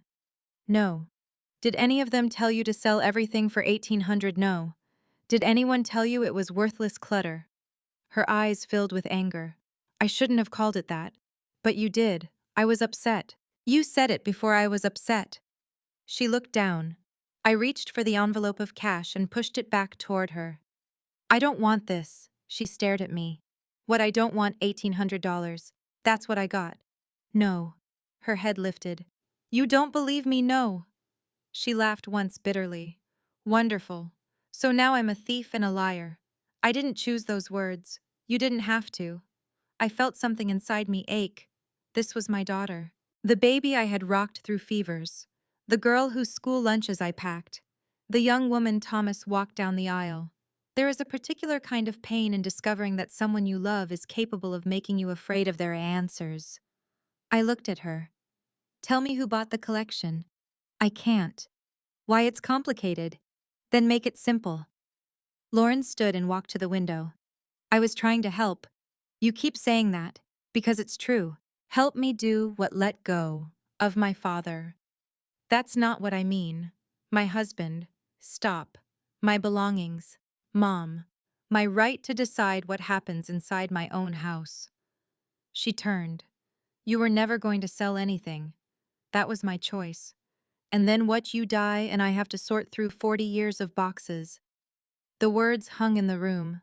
Lauren seemed to realize what she had said, but she didn't take them back. I felt strangely calm. So that's what this was. No. You were cleaning up your future inheritance. I didn't say that. You didn't need to. She sat again, covering her face briefly. I'm tired. So am I. You don't understand what my life is like right now. Then explain it. I can't. Why? Because you'll judge me. I'm already sitting here trying to understand why my daughter sold my belongings while I was recovering from surgery. I assure you, silence isn't improving the situation. She looked at me. For a moment I saw fear. Not anger. Fear. That changed the question. What happened, Lauren? Nothing. Something happened. I said nothing. Are you in trouble? Her expression closed. No. Is your marriage in trouble? No. Your business. She flinched. Barely. But I saw it. Lauren, real estate has been difficult. How difficult I'm handling it. With my coin collection. She stood again. I knew you'd do this. Do what make everything sound ugly. I couldn't believe what I was hearing. I didn't make this ugly. You always had Dad to protect you from reality. The sentence hit me like a slap. What does that mean? Nothing. No. Say it. Lauren's eyes were wet now. You and Dad got to build this comfortable little life where everything had sentimental meaning. Every chair had a story. Every coin had a story. Every stupid piece of paper had a story. Those stupid pieces of paper are part of why we knew what we owned. Well, congratulations. Her voice cracked. At least somebody in this family planned everything perfectly. I watched her. This was no longer about organization. There was pressure behind her anger. Something she was desperately trying not to tell me. I softened my voice. Lauren, if you needed money, you could have asked me. Her face changed again. That was all the confirmation I needed. You did need money. She picked up her purse. I'm done. How much did you get? I told you. No. You told me 1,800. That's what I'm giving you. That isn't what I asked. She moved toward the doorway. I stood too. My knee protested, but I ignored it. Lauren. She stopped. Look at me. Slowly she turned. I had spent the entire conversation avoiding the one question that mattered most. Now there was nowhere left to hide from it. You knew the coins had value before you sold them. She said nothing. You contacted 3 dealers. Silence. You sent photographs. Her eyes dropped. You were told not to treat them like ordinary estate sale items. Still nothing. And now you're standing in my kitchen trying to hand me $1,800. I pushed the envelope toward the edge of the table. My voice was quiet. Then where is the money? Lauren froze. Not for 1 second. For several. Her fingers tightened around the strap of her purse. She looked toward the door, then toward me. And for the first time since this began, my daughter had no explanation ready. That silence told me everything I needed to know. There was more money. Much more. Lauren, I whispered. How much did you really get?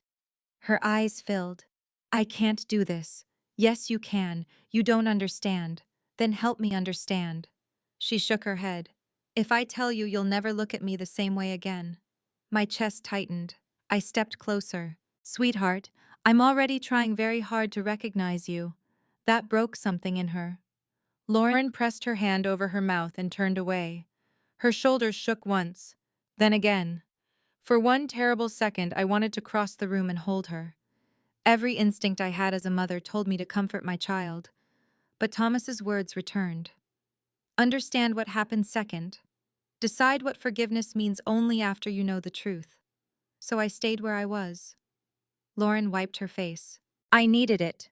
The money. She nodded. How much? She closed her eyes. More than 1,800. How much more? She couldn't say it. Not yet. But I finally understood why she had been fighting so hard to keep the truth buried. My daughter hadn't sold my collection because she thought it was worthless. She sold it because she knew it wasn't.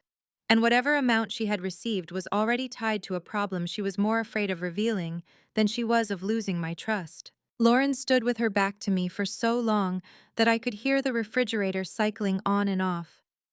Finally, she whispered, 32,000. I thought I had misunderstood her. What? She turned around. Her face was wet. I got about $32,000. The number seemed impossible. Not because Arthur hadn't warned me the collection was valuable. Because my daughter had stood in the same kitchen days earlier and tried to hand me $1,800. 32,000, Lauren nodded. And you told me 1,800. I know. Where is it? Her eyes dropped. Most of it is gone. That sentence hurt almost as much as the first. I pulled out a chair. Sit down. Mom. Sit down, Lauren. She did. I remained standing for a moment because I wasn't sure my legs would cooperate if I tried to move. Then I sat across from her. Start at the beginning. Lauren wiped her cheeks. There's nothing dramatic. $32,000 disappearing from the sale of property you didn't own feels fairly dramatic to me. She flinched. I didn't mean it like that. Then tell me what happened. For the first time, she did. The real estate market had been difficult for more than a year. Lauren had always earned on commission, which meant good months could be very good and bad months could be frightening. For years, she had managed the swings. Then several things happened close together. Two major listings expired. A buyer backed out days before closing. Advertising costs increased. Her income dropped. But her spending didn't. I thought things would turn around, she said. So you kept spending. I had expenses. What expenses? My car, marketing, the house, Caleb's activities, everything. Those are bills. I'm asking about debt. Lauren looked ashamed. Credit cards. How much? She hesitated. Too much. Lauren. Almost 20,000. I stared at her. She continued before I could respond. Then I took out a personal loan. Does your husband know? Her silence answered. I closed my eyes. Oh, Lauren, please don't. Don't what? Look at me like that. How am I looking at you like I'm some kind of failure? I'm looking at my daughter who was drowning and decided the one person she couldn't ask for help was her mother. You would have asked questions. Yes. You would have wanted to know everything. Yes. You would have told me to cut expenses. Probably. That's exactly why I couldn't tell you. I stared at her. You preferred stealing from me. She recoiled. Don't call it that. What word would make you more comfortable I was going to fix it? How I don't know. You sold $32,000 worth of my property and spent most of it. How were you going to fix that when the market improved? You were going to buy the collection back. She said nothing. Did you even know where the coins would go after you sold them? No. So you knew you couldn't buy them back. I thought I could replace the money. The money wasn't the collection. I know that now. No. You knew it then. My voice broke. You grew up with those coins. Lauren began crying again. I panicked. I wanted to believe panic explained everything. But panic didn't explain photographs taken before my surgery. It didn't explain contacting 3 dealers. It didn't explain removing appraisal papers. That required planning. How long had you been thinking about selling them? She wiped her face. A few weeks. Before my procedure. Yes. Before you offered to watch my house. She didn't answer. Lauren. Yes. The word was almost inaudible. I leaned back. That hurt. Her offer had not been innocent. Maybe she genuinely wanted to help me recover. Maybe part of her did. But another part had already seen my absence as an opportunity. Did you take Thomas's appraisal folder? Yes. I closed my eyes. Why, the buyer asked for documentation. So when you told me maybe I had misplaced it, I'm sorry. You were trying to make me doubt myself. I didn't know what else to say. You could have told the truth. She looked at me helplessly. Once I started lying, every truth made the first lie worse. That is generally how lying works. She winced. I didn't apologize. How did you get 32,000? Lauren explained that the man Caleb saw had acted as an intermediary. He examined several pieces at my house, then arranged transactions involving different buyers. Some coins were grouped, others were handled separately, so there wasn't one buyer no. My heart sank. That meant the collection was already being divided, broken apart. Thomas's exact words. Do you have records? Some. Names, yes. Receipts. A few. I want all of them. Lauren's head snapped up. Why? Because I'm going to try to recover what you sold. Her expression changed. Mom, you can't.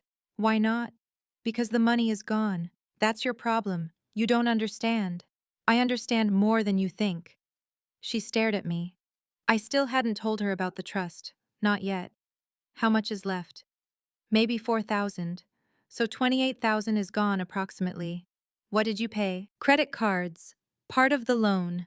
Past due bills. I felt sick. Not because she had used the money on some extravagant vacation, in a strange way that might have been easier to understand.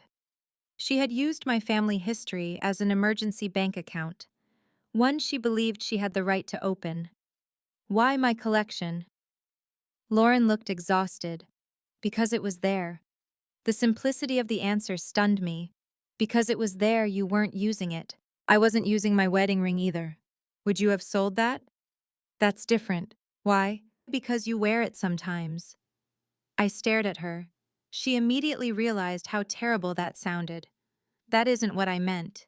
Then tell me what you meant. Lauren stood and paced toward the kitchen counter. I thought eventually the coins would come to me anyway. There it was. The sentence I had been circling since the beginning. I waited. She continued. You're 68. You don't spend money on much. Your house is paid off. You have your pension. You have savings. I felt my chest tighten. You've been calculating my finances, no. It sounds like you have. I'm just saying you're secure. So I needed help now. Then you ask. I was ashamed. And shame gave you permission, no. But you acted as if it did. She pressed both hands against the counter. I knew one day I'd inherit things anyway. The kitchen became completely silent. I looked at my daughter and felt something inside me crack. Not loudly, not dramatically, just enough that I knew it would never fit together exactly the same way again. One day I repeated. Lauren closed her eyes. I didn't mean, yes, you did. Mom. No. Let me finish. My voice shook now. I am 68 years old, Lauren. Not dead, I know. Do you? Yes. Because you walked through my house deciding what I no longer needed. You looked at my belongings and saw things that would eventually belong to you. That isn't fair. You sold them. I was desperate. You treated my death like a financial timeline. She covered her face. Please stop. I need you to hear this. She lowered her hands. For the first time, I was crying too. The worst part is not $32,000. Lauren stared at me. It isn't even the coins. Then what is it you decided my ownership had already expired? Her face crumpled. I continued.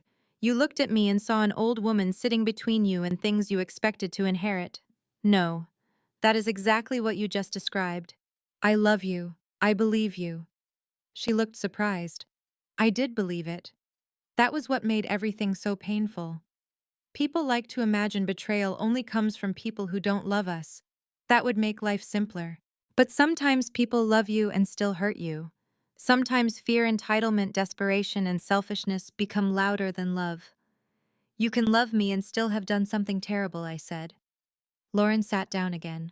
What are you going to do? I'm going to find the coins. Fear crossed her face. How I have records. What records enough? She studied me. Mom, please.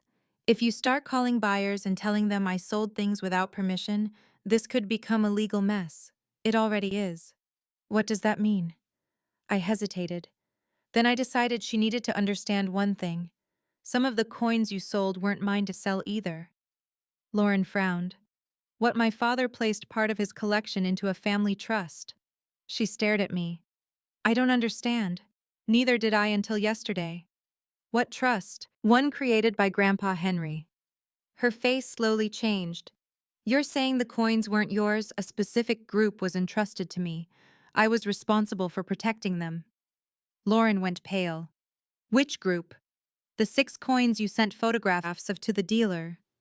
She stopped breathing for a moment. I could see her mentally searching through every transaction. Mom, you had no authority to sell them. I didn't know. I believe you. That surprised her, because this was the first part of the disaster she truly might not have known. But ignorance didn't put the coins back in the cabinet. What happens now? We trace every transaction. And if you can't get them back, I don't know yet.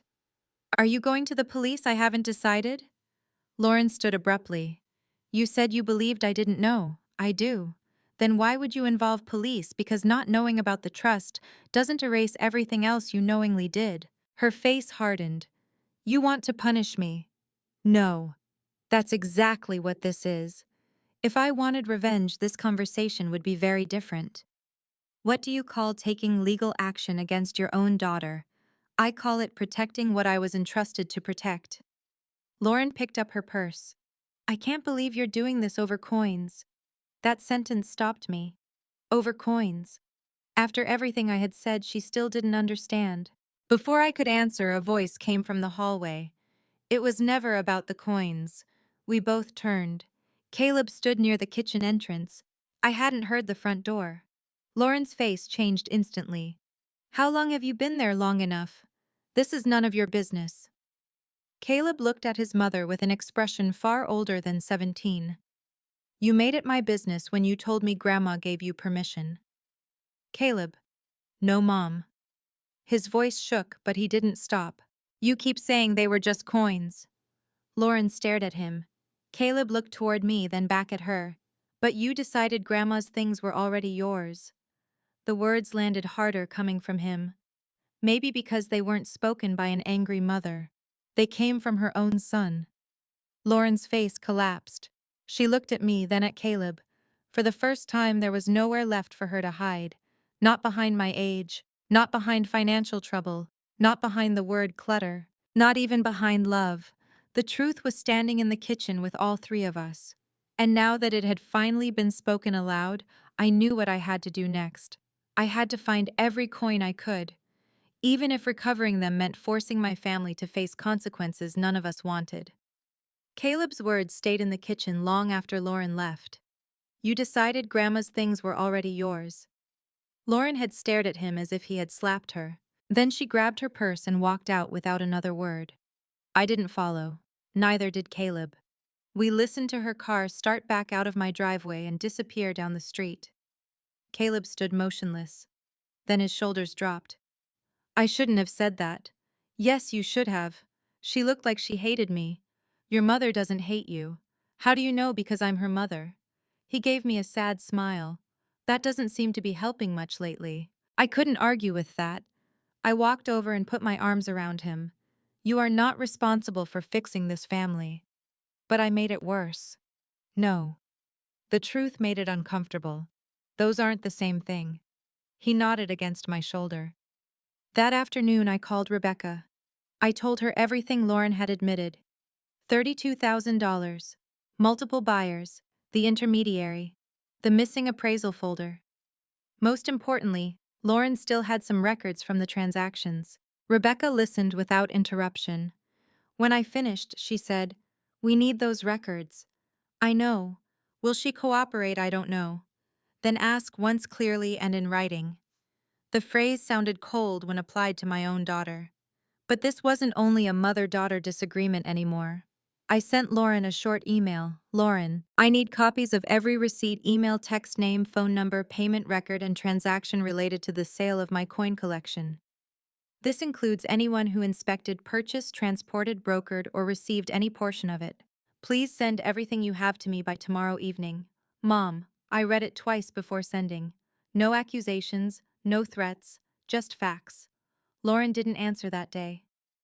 The following afternoon, an email arrived. There were 17 attachments. My hands shook as I opened them. Some were screenshots of text conversations. Others were receipts. There were 3 names connected to purchases, and 1 man who appeared repeatedly. His name was Martin Cole, the man Caleb had seen. Martin operated as a private dealer and broker who bought collections, arranged sales, and connected sellers with other collectors. Rebecca contacted him first. She advised me not to. He needs to understand this isn't simply a dissatisfied seller asking for her property back. That sentence hurt. Seller. Lauren had made herself the seller of my history. Martin agreed to speak with Rebecca. Then something unexpected happened. He called me. I nearly didn't answer. Mrs. Atwood. Yes, my name is Martin Cole. I know who you are. He paused. I imagine you do. His voice was quieter than I expected. I want you to know I didn't understand the circumstances. You came into my house.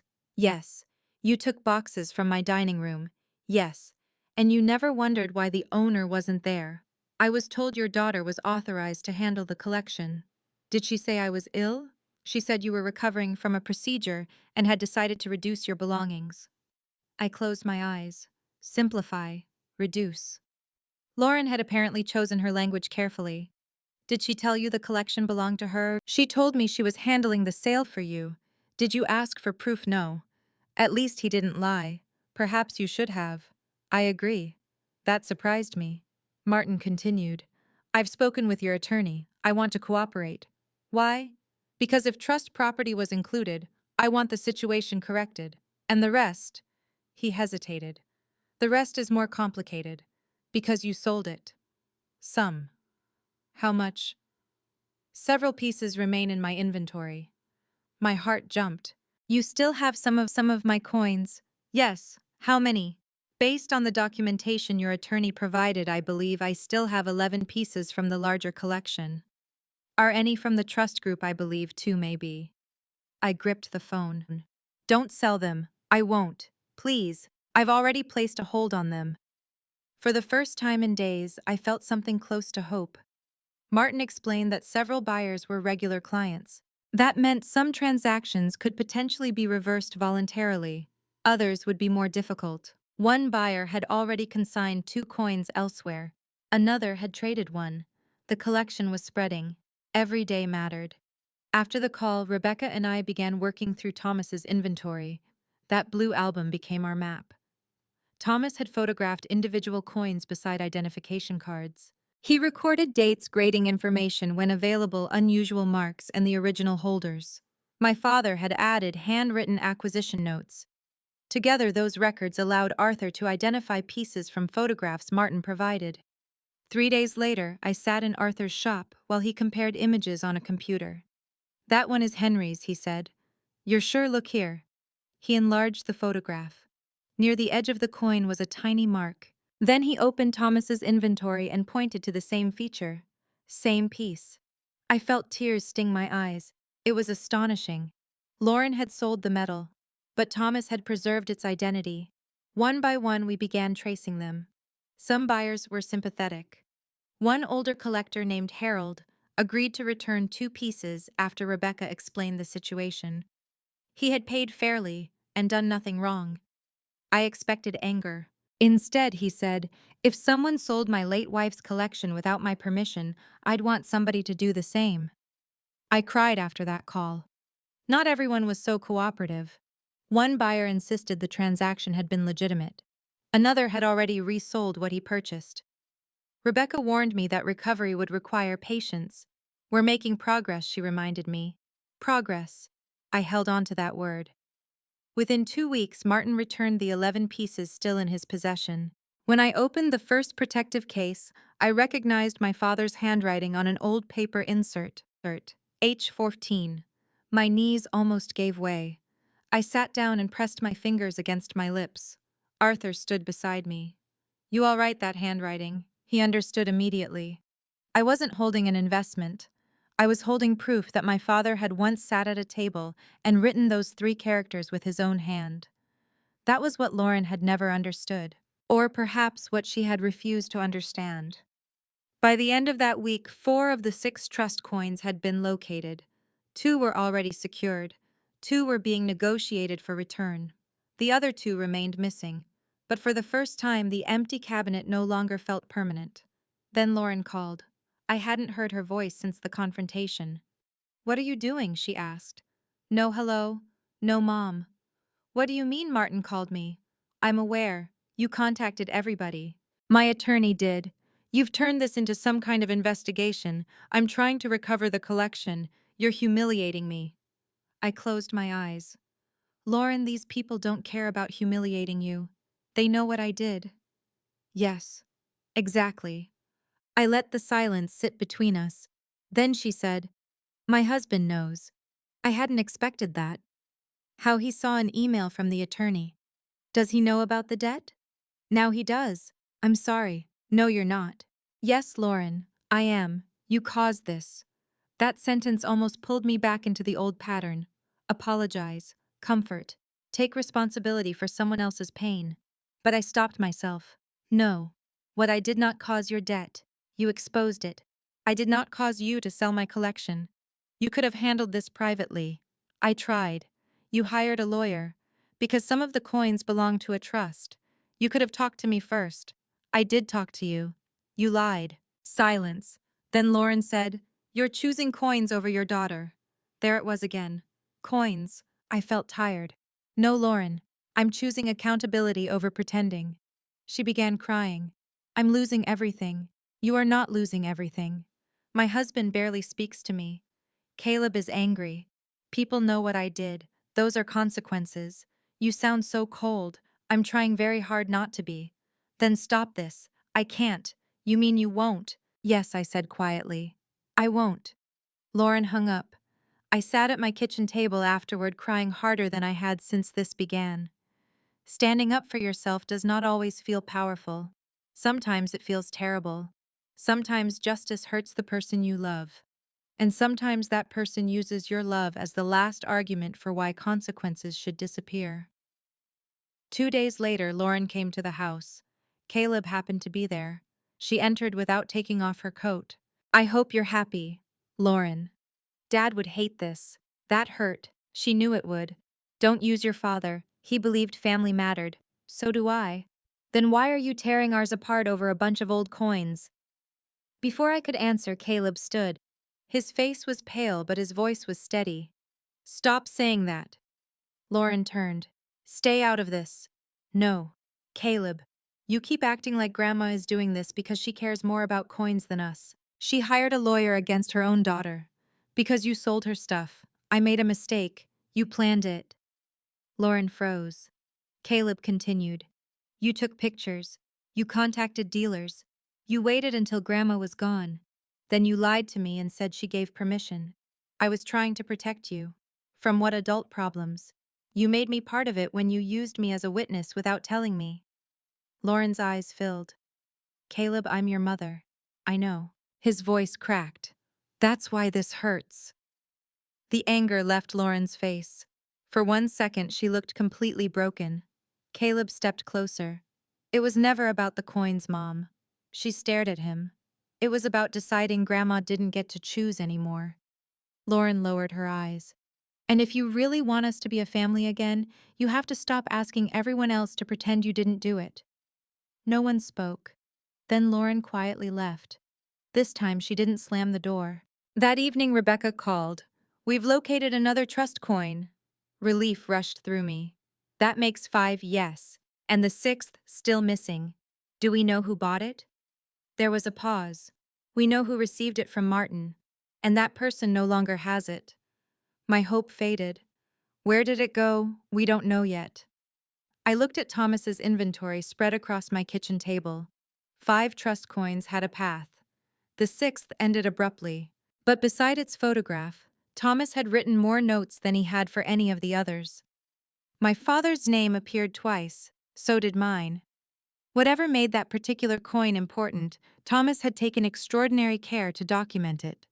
And somewhere in the trail between Lauren Martin and the final buyer, it had disappeared. For the first time, recovering most of the collection wasn't enough. I needed to know where that last coin had gone, because if Thomas's records were any indication, it might be the one piece my father had been most determined for our family not to lose. The 6th trust coin was the only one Thomas had documented on 3 separate pages. That was the first thing Arthur noticed when I brought the blue album back to his shop. He spread the inventory sheets across the examination table and adjusted his glasses.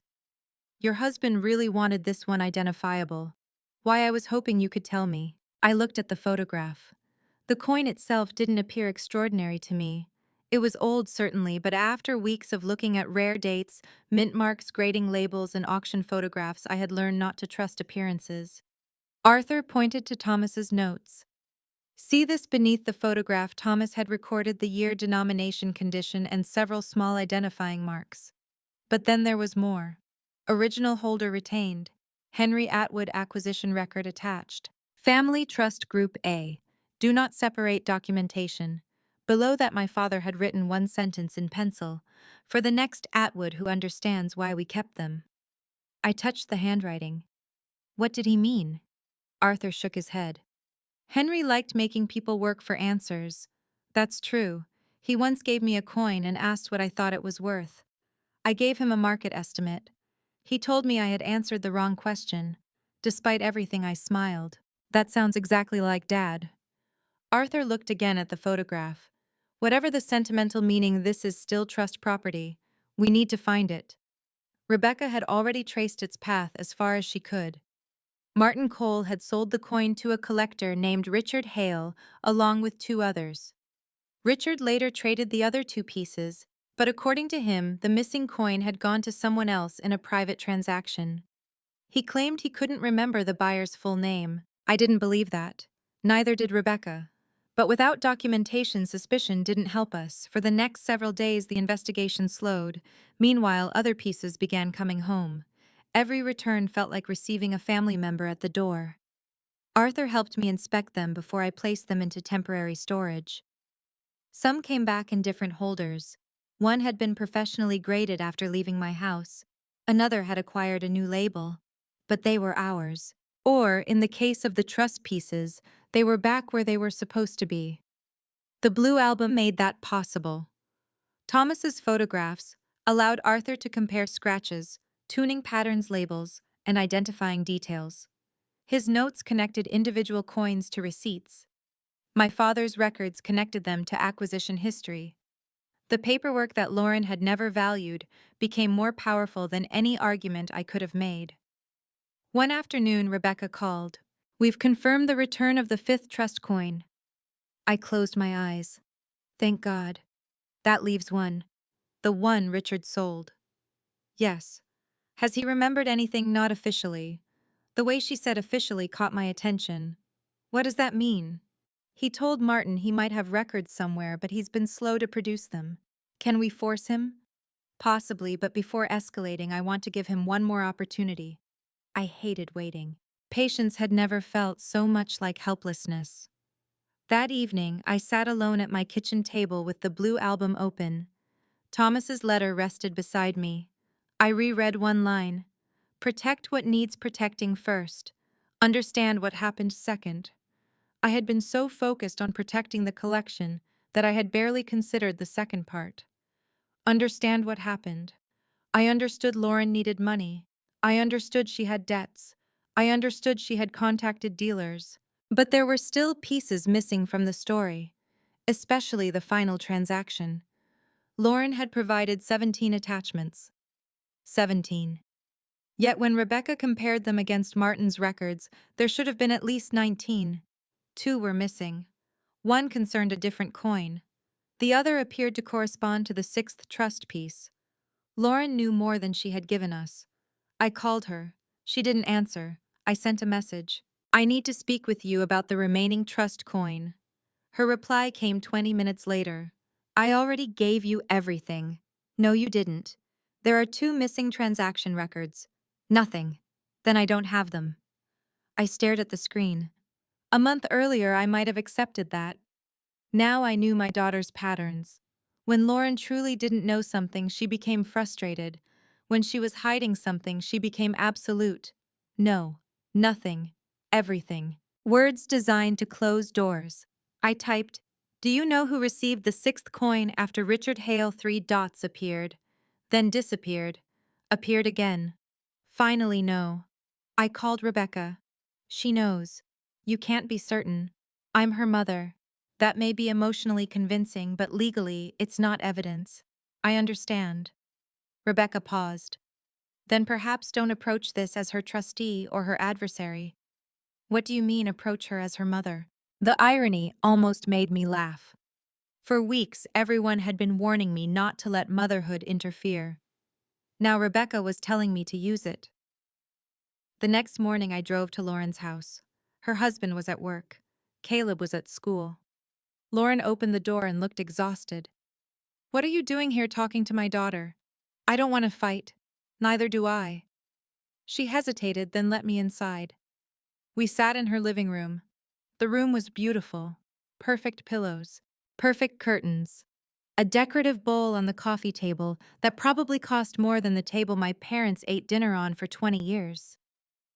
For the first time, I wondered how much of Lauren's life had been built around appearing secure. I'm not here to threaten you, I said. She folded her arms. Then why are you here? One coin is still missing. I know. You know where it went. No. I looked at her. She looked back. I waited. Silence can be uncomfortable when you have spent your life filling it for the people you love. That morning, I let it remain empty. Lauren broke first. Why is this one so important? Because it belongs to the trust. So did the others. Yes. You got almost all of them back. Almost is not the same as all. She shook her head. You're obsessed. Maybe. That answer surprised her. I've spent weeks asking myself whether I'm doing this because I'm angry with you, and sometimes I am. She looked away. But anger isn't why I'm looking for that coin. Then why? Because Grandpa Henry asked me to protect it. He's dead. The moment she said it, she regretted it. I didn't react. So is your father. Lauren's eyes filled, and yet both of them made choices while they were alive that still matter. She said nothing. I leaned forward. You keep asking me to forgive you. I haven't asked in weeks. You ask every time you tell me to stop. Her lips trembled. That isn't fair. It's true. I softened my voice. Lauren, I may forgive you. I hope someday I can. She looked at me. But forgiveness is not pretending the damage is repaired before it is. A tear rolled down her cheek. I'm trying. Then tell me where the coin went. I can't. There it was. Not, I don't know. I can't. I felt my heartbeat change. Why can't you? She realized her mistake. I meant I don't know. No. Mom. You just told me the truth by accident. She stood. This conversation is over. I remained seated. Who has it? I said leave. Why are you protecting them? I'm not. Are you protecting yourself? Her face went pale. That was enough. Lauren. She turned away. What happened? I don't want more legal trouble. Then help correct what you did. You don't understand, so explain it. She pressed her hands against her face. When she finally turned around, she looked frightened. Richard didn't sell it to some stranger. I stood slowly. Then who he gave it back? I stared at her. To whom Lauren's voice dropped. To Martin. That made no sense. Martin says he doesn't have it. He doesn't. Then where did it go? Lauren sat down again. I asked Martin to handle that coin separately. Why?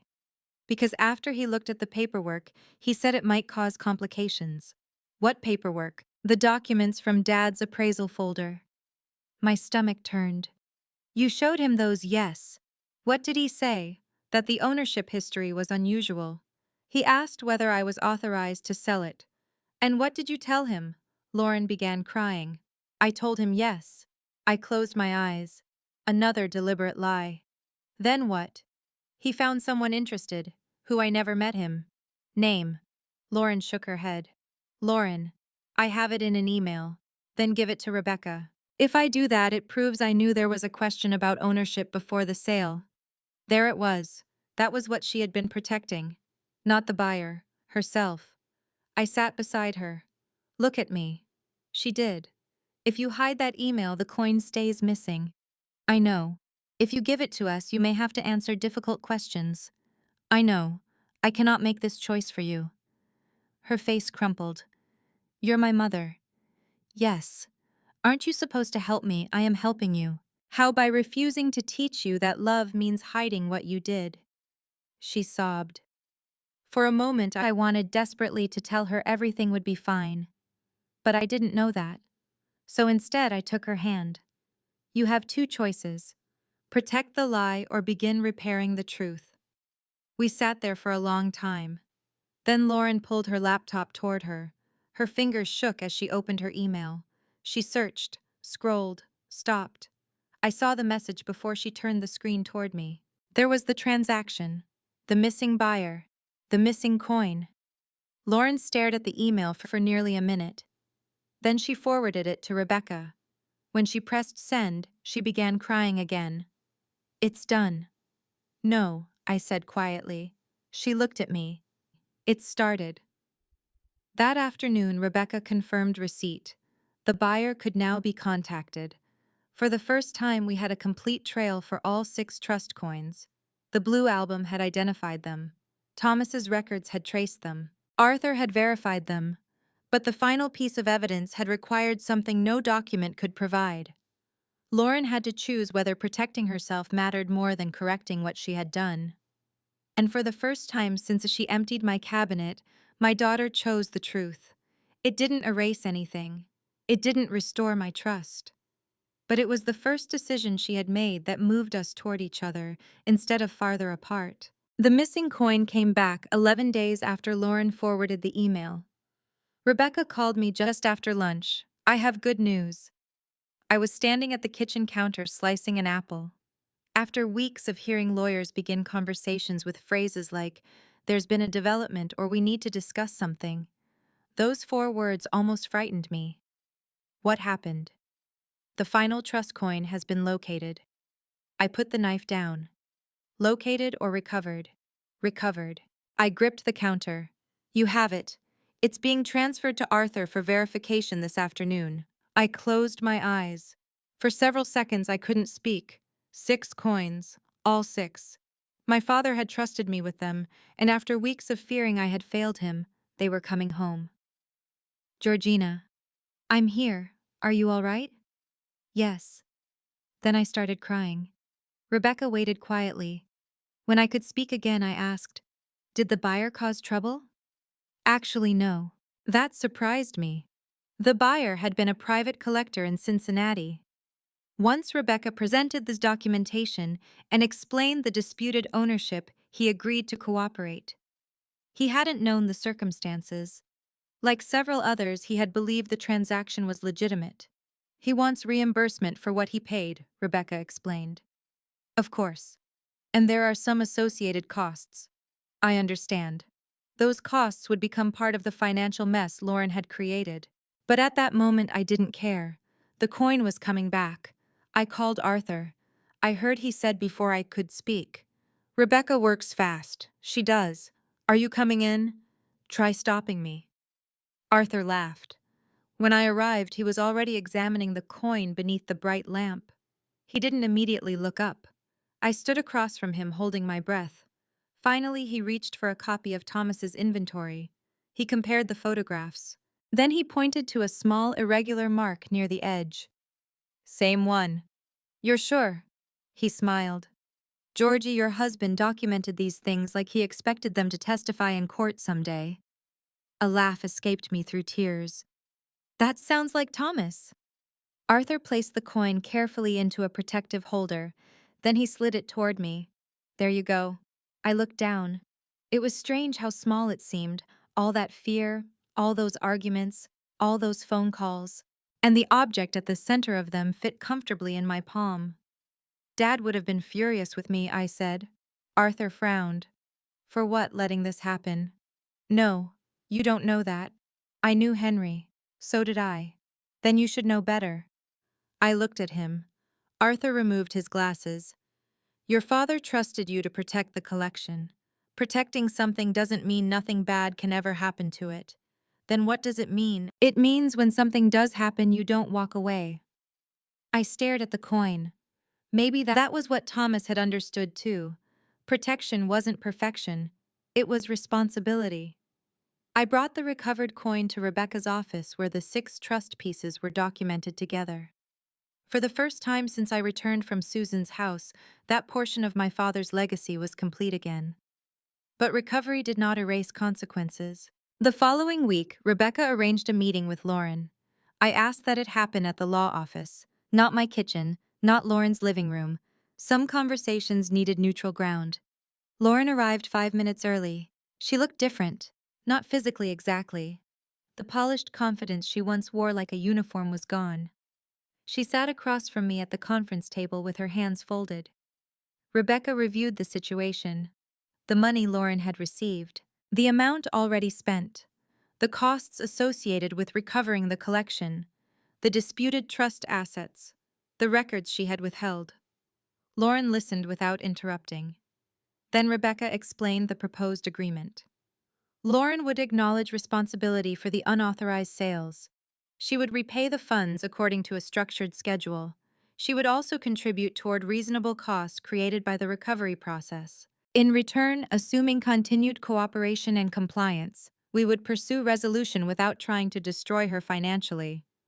Lauren looked at me. You agreed to this? Yes. I thought you wanted everything back immediately. I want accountability. I don't want you homeless. Her eyes filled. Rebecca gave us a few minutes alone. When the door closed, Lauren stared at the papers. I don't know how long this will take me. Then it takes time. You could just forgive the money. I could. She looked up hopefully. But I'm not going to. The hope disappeared. I hated seeing it, but I continued. If I erase every consequence because I'm your mother, what exactly would you learn that you love me? No. She flinched. Love is not the same as rescue. Lauren looked away. I'm your only daughter, and I am your only mother. Silence. You expected that relationship to protect you from what you did, I said, but you didn't allow it to protect me. She began crying quietly. I know.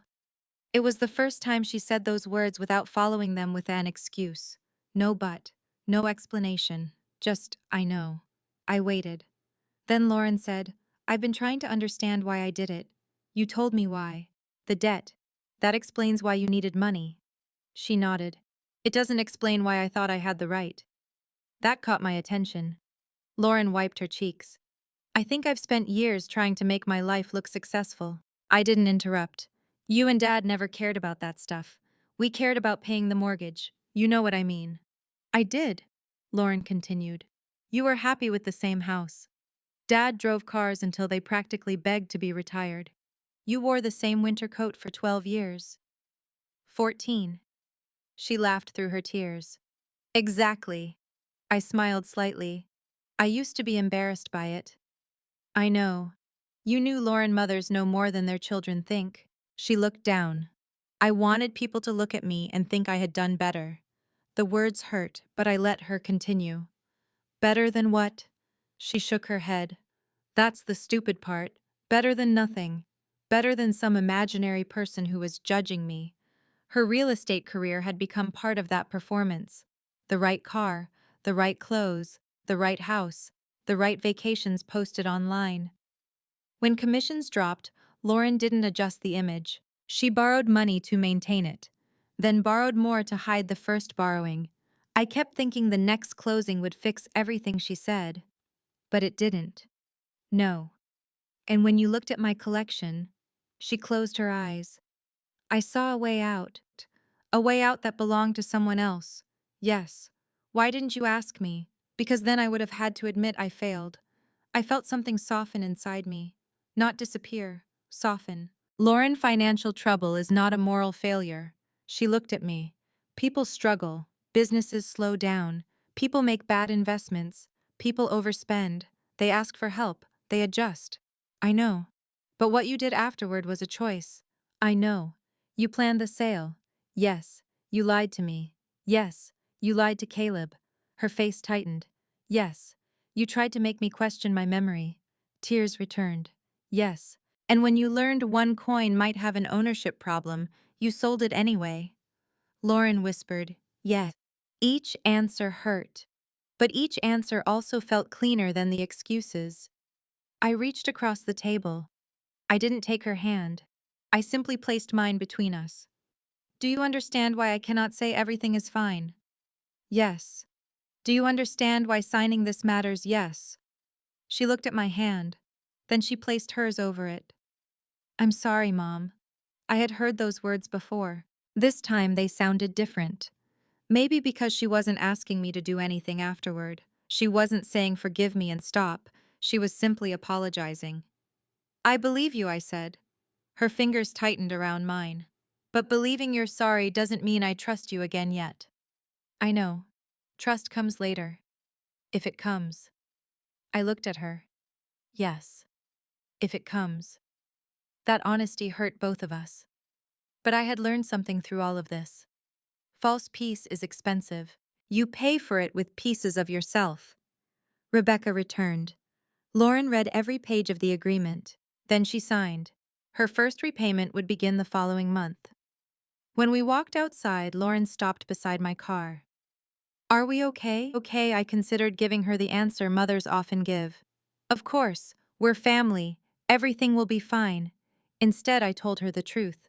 No. Her face fell. But I think we're finally moving toward okay. She nodded. I'll take that. Before she walked away, I called her name. She turned. I don't hate you. Lauren's eyes immediately filled. I know. I need you to actually know it. She wiped her cheek. I love you too. Then she left. I sat in my car for several minutes afterward. I thought I would feel victorious once the trust coins were recovered. I didn't. Justice, I discovered, doesn't always feel like winning. Sometimes it feels like looking at someone you love and refusing to save them from the lesson they need to learn. That evening, Caleb came over. He asked about the missing coin.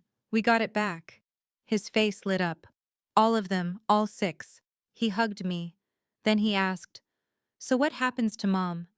She has to repay what she took. Is she going to be okay? I think so. Are you going to forgive her? I looked toward Thomas's study. I'm working on understanding what forgiveness means. Caleb nodded. That sounds complicated. It is. Later, after he went home, I opened the walnut cabinet. Several recovered albums and cases were back. But I didn't arrange them the way they had been before. Something about that felt wrong. The collection had changed. Or perhaps I had. I took the blue album to the dining table. For weeks I had treated it as evidence. Photographs, trust records, Thomas's letter, a map for recovering what Lauren had sold. Now that the crisis was settling, I finally looked at it again as an album. I turned each page slowly. Then I noticed something near the very back. Behind the final page was a small brown paper sleeve. It was tucked so tightly against the binding that I had overlooked it every time I searched the hidden compartment. There was no catalog number, no trust notation, no appraisal, only my name, Georgie. This time the handwriting wasn't Thomas's, it was my father's. I carefully pulled out the little paper sleeve. Something round shifted inside. A coin. I sat completely still. After weeks of fighting to recover coins worth hundreds and thousands of dollars, I had discovered one more. One that appeared nowhere on the inventory. One that Thomas had never listed among the valuable pieces. And somehow seeing my childhood nickname written in my father's hand made me afraid that whatever was inside that tiny sleeve might matter more than everything we had just fought to bring home. I held the little brown paper sleeve between my fingers for almost a minute before opening it. After everything that had happened, I had become cautious around envelopes. The first hidden envelope had contained Thomas's warning. The documents behind it had revealed the trust. Now another message from the past was waiting in my hands. I carefully tipped the sleeve. A coin slid into my palm. I stared at it. Then I laughed. Not because anything was funny. Because after weeks of hearing words like appraisal, provenance, collector value, trust assets, recovery costs, and legal ownership, the coin in my hand looked almost insultingly ordinary. It wasn't sealed inside a professional holder. There was no grading label, no certificate, no inventory number. Just an old coin with worn surfaces and softened details. I turned it over. Nothing about it suggested the kind of value Arthur had described in the recovered collection. "Dad," I whispered, "what were you doing?" Inside the sleeve was a folded piece of paper. I opened it. There were two different kinds of handwriting. The first belonged to my father. Georgie's first one. That was all. 3 words. I sat back. My first coin. The memory came so quickly that for a moment I was 10 years old again. My father coming home from the garage. The smell of motor oil. His hands freshly washed but still stained around the fingernails. The kitchen light above us. His palm opening. A coin dropping into mine. What am I supposed to do with it? I could almost hear my own childish voice. Then Dad's answer. "First thing you do is stop asking what you can buy with it." I covered my mouth. For 60 years I had remembered that morning. But I had forgotten the coin itself. Somewhere across decades of collecting marriage, motherhood, funerals, moves, Christmases, and ordinary Tuesdays, that first coin had disappeared into the larger story. Except it hadn't disappeared. Thomas had found it. Beneath my father's note, my husband had written several lines. "Georgina, your father gave me this years ago and told me to keep it separate. He said the first coin should never get lost among the expensive ones." I had to stop reading. My eyes filled. I looked down at the worn coin. Thomas continued. "Henry said someday the collection might become valuable enough that people would start talking about price instead of purpose. If that day ever comes, this is the one he wanted you to see again." Then came the final sentence. "Value is not the same thing as price." I pressed the paper against my chest. That was when I finally cried. Not the desperate tears I had shed after discovering the empty cabinet. Not the angry tears from confronting Lauren. These were quieter. They came from somewhere much older. My father had known. Thomas had known too. Collections change. Markets change. Families change. Eventually people begin asking what something is worth. And if we aren't careful, we answer with a number. I called Arthur. I found another coin. His response was immediate. "Where in the blue album? Trust inventory number, Thomas's catalog number." There was a pause. "Bring it in." I drove to his shop the following morning. Arthur examined the coin beneath his lamp. I watched his face, waiting for surprise. There was none. Finally he leaned back. "Well," I asked. He smiled. "Well, what?" How much? Arthur looked at me over his glasses. "You sound like Henry." "That doesn't answer the question. It's not rare." I suspected that. "Condition isn't especially good. That I can see. If someone walked in off the street asking me to buy it, I wouldn't exactly reach for the emergency cash reserve." I laughed. "So after everything, the coin my father wanted protected is practically worthless." Arthur pushed it toward me. "I didn't say that." I looked at him. "You said it isn't worth much." "No. I said I wouldn't pay much for it." The distinction hit me immediately. Arthur smiled. "Henry would be pleased you finally understand." I looked down at the coin. Value is not the same thing as price. For the first time since this began, I understood why Thomas had told me to protect the blue album first. Yes, it contained records. Yes, those records had helped recover the collection. But the album also contained something no appraisal could replace. Context. It explained why any of it mattered. Over the following months, more of the collection returned. Not all of it. Some pieces had moved too far into the market to recover without spending unreasonable amounts of money. Rebecca helped me accept that.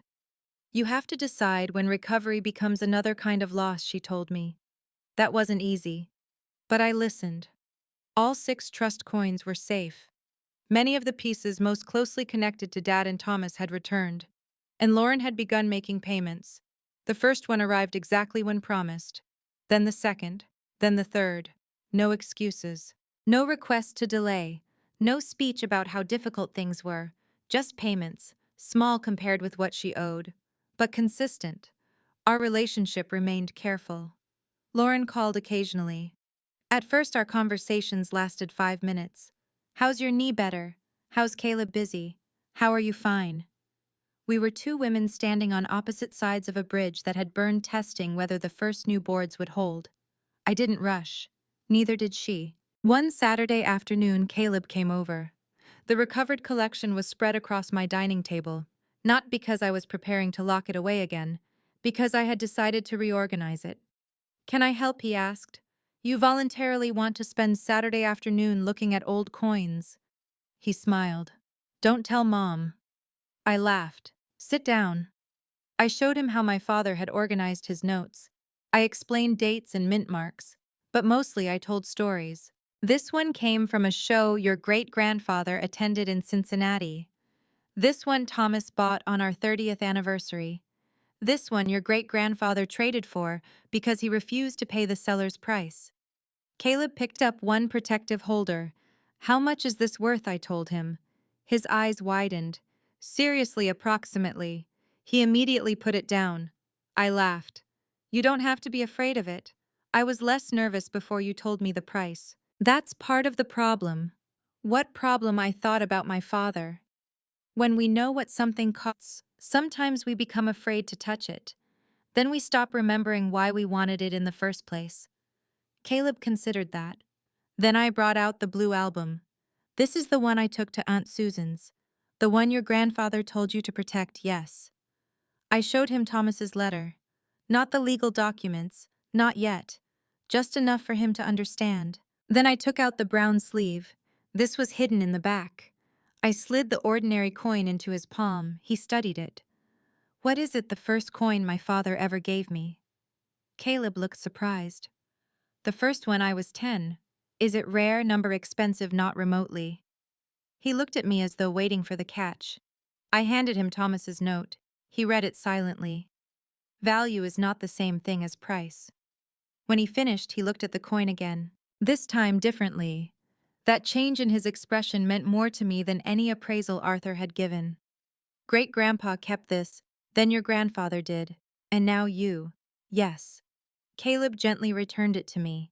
"You should keep it somewhere safe." "I intend to." He looked around at the albums spread across the table. "Are you putting everything back in the cabinet?" "No." Why, I had been asking myself the same question. The walnut cabinet had protected the collection physically for decades. But after Lauren emptied it, I realized locked doors were not enough. Objects survive when people understand why they matter. I think some things should be shared before they're inherited. Caleb frowned slightly.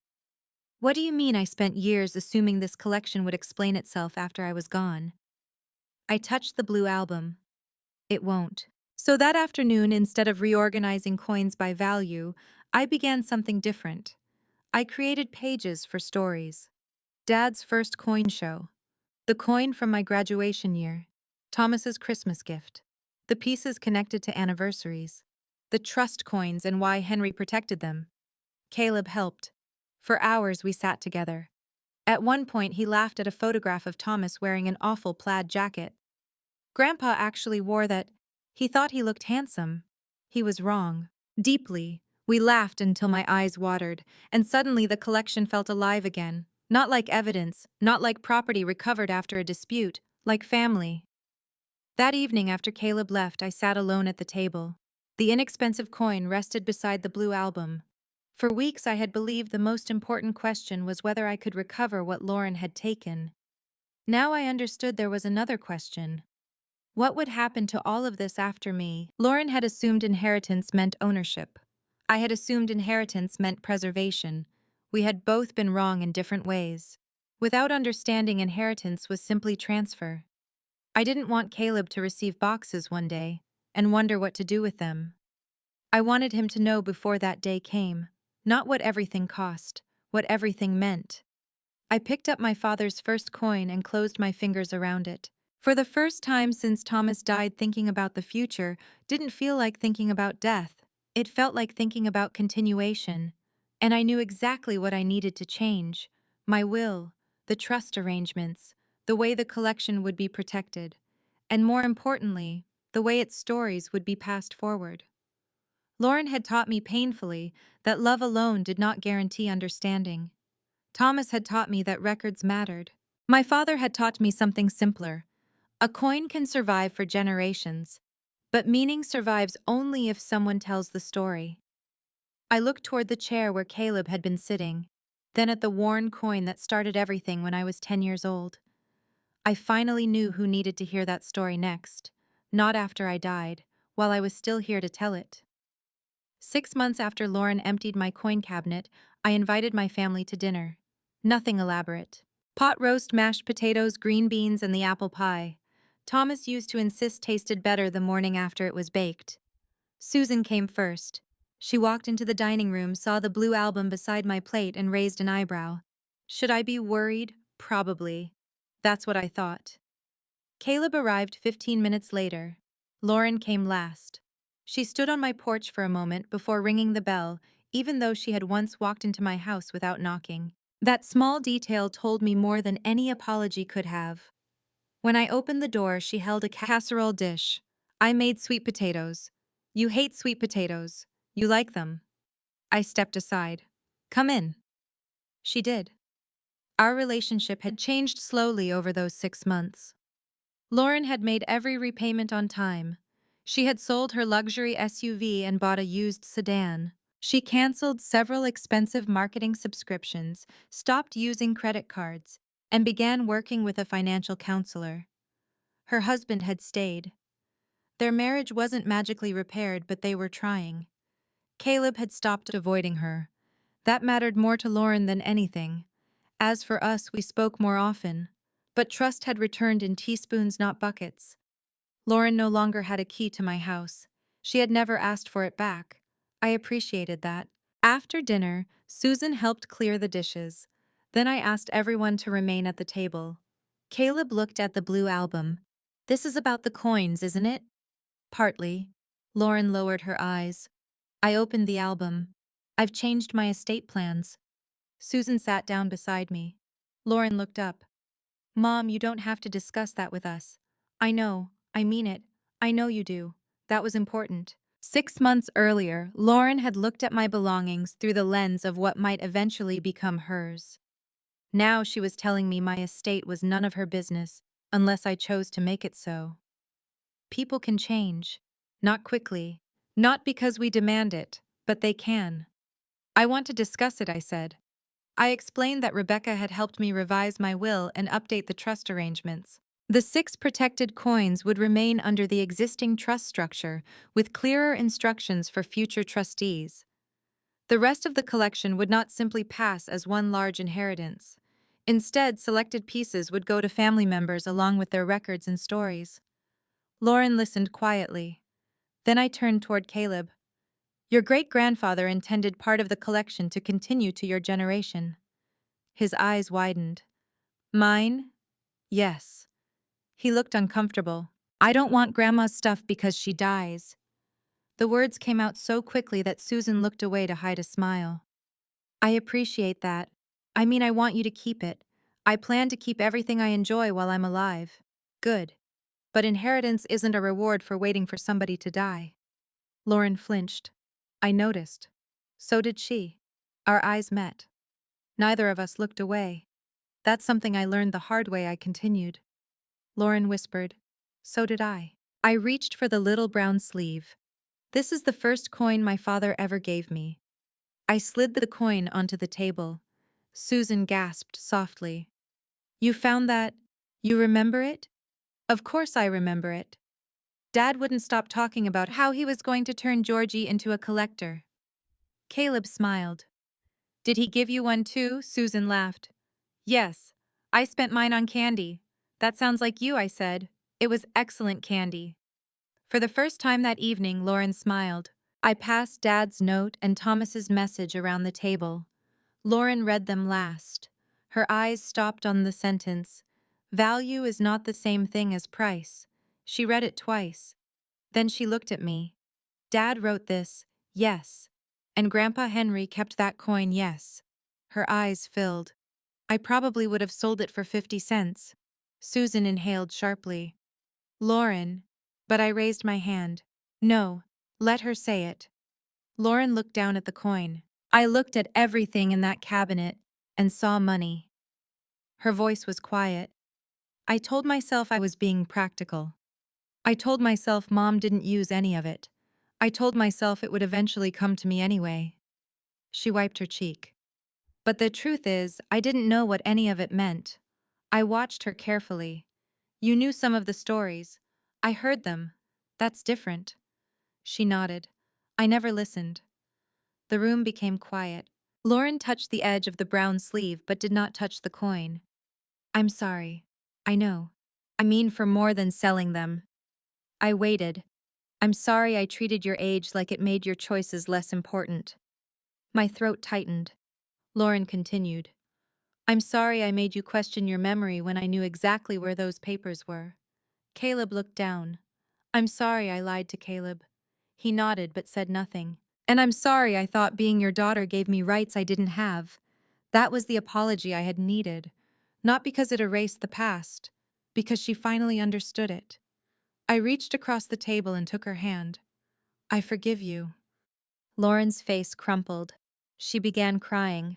So did I. For months I had wondered when I would be able to say those words. I had worried that forgiveness would mean surrender, that it would mean telling Lauren what she didn't matter. But sitting there I finally understood. Forgiveness did not require me to return her house key. It did not cancel the repayment agreement. It did not rewrite the trust. It did not pretend my confidence in her had magically returned. Forgiveness simply meant I no longer wanted to carry the injury as a weapon. Lauren squeezed my hand. Do you trust me? It was a brave question. No. Pain crossed her face. Not completely. She nodded.